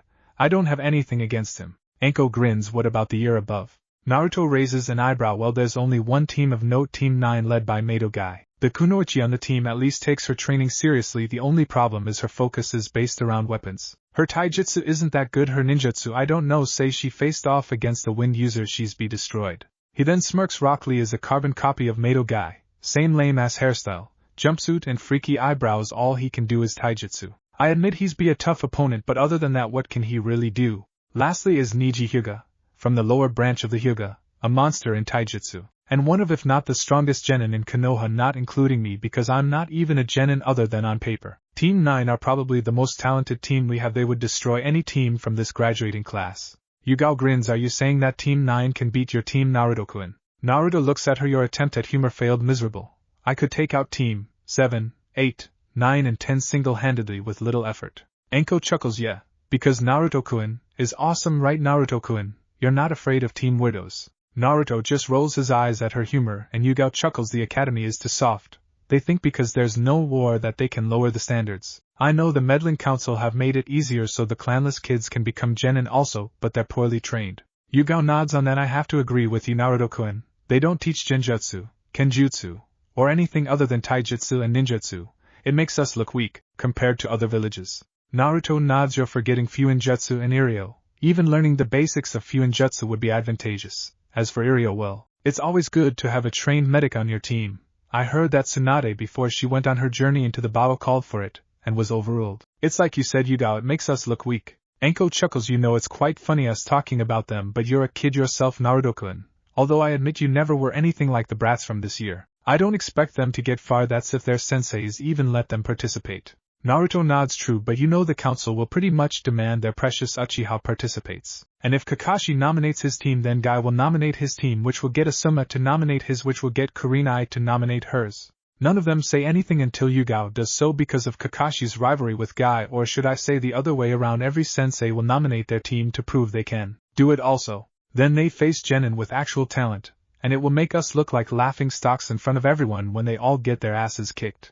Naruto thinks on that. I wouldn't say they all will do badly. As I said, Team 9 will do well. Shikamaru, although lazy, is a Nara, and we know how smart they are. They're never to be underestimated. Shino is in the same boat. The others won't go far. The fangirls will be eliminated first. And we don't even know who will be coming to the Chunin exams. Egos will play a key part in this. Everyone will expect big things from not only that loser Uchiha but the clan heirs. But they're not ready in my opinion. Yugao and Anko both agree on that. After a while they all split up as Anko and Yugao both have missions, so they leave to prepare. Just before Naruto leaves, he sees 4 ninjas arrive in Konoha. With Kurama's enhanced senses, he knows who they are. Ninjas from Sunoha, here for the Chunin exams no doubt. 2 days later, Sakura ended up bumping into Naruto, and even though he really didn't want to socialize with her, she wouldn't leave him alone. So Naruto, did you do anything interesting yesterday? I trained like we were asked to. Did you? Sakura remains quiet. I spent time with my mom. We're on a week's break. Why do we need to train anyway? Naruto looks at her, and his look makes Sakura shut up before she continues talking. We train to keep up our skills and continue to grow stronger. You're a kunoichi, Sakura. You're supposed to train. Sakura then looks around. Have you noticed it's more crowded than usual? Naruto rolls his eyes. He hates having to socialize. He could imagine Yugao watching this and grinning behind her mask. He then thinks about her question. There is no reason why he can't tell her about the up-and-coming Chunin exams. The village is more crowded because the Chunin exams are less than a week and a half away. Sakura looks surprised. The Chunin exams? I didn't know. Naruto sighs. You had no reason to know until this year, as you were in the academy. As they're talking, they hear a sound of a boy shouting. They're about to ignore it before Naruto recognizes the voice and sighs. What is Kamehamaru up to now? Naruto follows the sound of the voice and Sakura follows, and they come upon the scene of Kamehamaru being hauled in front of a ninja wearing all black, kind of like a cat suit. He's also wearing face paint. Naruto then looks at the person beside him and sees a girl maybe 2 years older than himself. She's quite attractive, seems to take her training seriously. Also she has her hair in 4 ponytails. He notices the Hittite Sunagakure ninjas, the same ones I saw enter 2 days ago, here for the Chunin exams. He grins. Well, I think I should introduce myself and scare the shit out of them. Sakura looks at what's going on, then looks where Naruto was, but he's gone. She then sees him appear behind the guy in black. Seconds earlier, Temari sighs. Leave him be Kankuro. The one now known as Kankuro grins. This kid needs to learn some resp. Before he can finish, he hears a voice in his ear drop Konohamaru Sarutobi, grandson of the Hokage. Or I will be forced to cut you down like a pig. Ally or not, you have 5 seconds to comply. A second longer your head will meet the floor. Kankuro then feels a sharp pain in his neck and sees blood dripping down his neck and a katana placed across his neck. Temari looks at Kankuro. Let him go, you idiot, do it now, he's serious. By this time they can all feel the ki used by Naruto. Sakura now shows true fear of Naruto, and she's on her knees, not believing that this is her teammate. He's changed from what he was like before, not that he's been a cheerful person before, but this is a different, scarier Naruto. By this time Konohamaru's passed out while Kankuro is holding him up. Konohamaru doesn't need to see this, he's the young. While this is happening, Kankuro slowly looks to Temari and see the worry in her eyes before dropping Konohamaru, then tries to cover it up by raising his hands. It was a misunderstanding. Naruto scoffs. You may be here for the Chunin exams, but try anything like that again, and you won't make it to the exams at all. Do you understand me, Genin of Suna? Sakura, Kankuro, and Temari hears the authority in his voice, and they all feel he's not a Genin, although to Sakura this once again confuses her. Kankuro will slowly nod and say yes, Konohanin, I won't cause trouble again. Naruto then turns away and says, see that you don't. He picks up Konohamaru and starts to walk off. Gaara then lands beside them and say, Kankuro, do that again and I'll kill you. He then turns to Naruto to ask for his name, but Sakura and Kanehamaru have already left. That man is dangerous, so beware of him. Shikaku warns. Gaara's shocked as Shikaku or his mother has never warned him of anyone before. He then turns to Kankuro and Temari. We're leaving. After the Suna team leave, the sound means that we're watching are all frozen in fear. Zaku, the normal cocky one, finally broke the silence. What the fuck was that? I couldn't move. That blonde one is dangerous. They all agree and then leave. Sasuke, who was in the tree, was too scared to even move and doesn't even realize when everyone's gone trying to act like himself. He finally breaths. What the hell was that? The ki was so evil, he was really going to kill that idiot. Just who is Naruto Uzumaki? After Sasuke leaves, 3 other onlookers breathe a sigh of relief. They stayed in the shadows, but before this happened Yugao, Kakashi, and Enko were all talking when they felt Kurama's ki, so they rushed here. They were all ready to jump in if they were needed, but they wasn't. Enko and Kakashi had kunais ready and Yugao had her katana. What Naruto did, strangely enough, turned on Enko. After Sasuke left, Enko turns to the others. Man, when Naruto-kun spoke with such authority, I think I had an orgasm. So hot.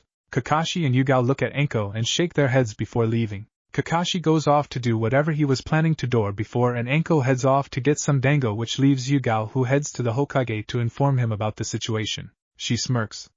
Naruto-kun, I pity you, 13, and you're already making Enko turn to mush. After leaving, Naruto turns to Sakura. I'll take him home. You go also. This is only a taste of what to expect. Now you're a ninja. Before Sakura can say anything, Naruto had used Shunshin and left. Sakura, who's still shaking, looks back at where Naruto was. Just what was that hatred you showed? Just who are you really, Naruto-san? You never went to the academy. You just show up with these skills that far surpass anything we learned in the academy. It's like you were already a ninja. She then shivers. That ki was so evil. Was he really going to kill him? I can understand if he did. That kid was going to attack that little kid. It could have been much worse. Maybe it was just a threat and Naruto wouldn't have really killed that boy. After just standing there, she remembers something else that Naruto said. The Chunin exams, they were here for them. I wonder what will happen now. I kind of pity anyone that gets on the wrong side of Naruto. What if Naruto drops the act bashing council bashing? And thanks for watching my video till the end. If you enjoy this content, then do consider subscribing to my channel. And leave a like if you guys need the next part. Comment down, and thanks for watching the video, and see you guys in the next video.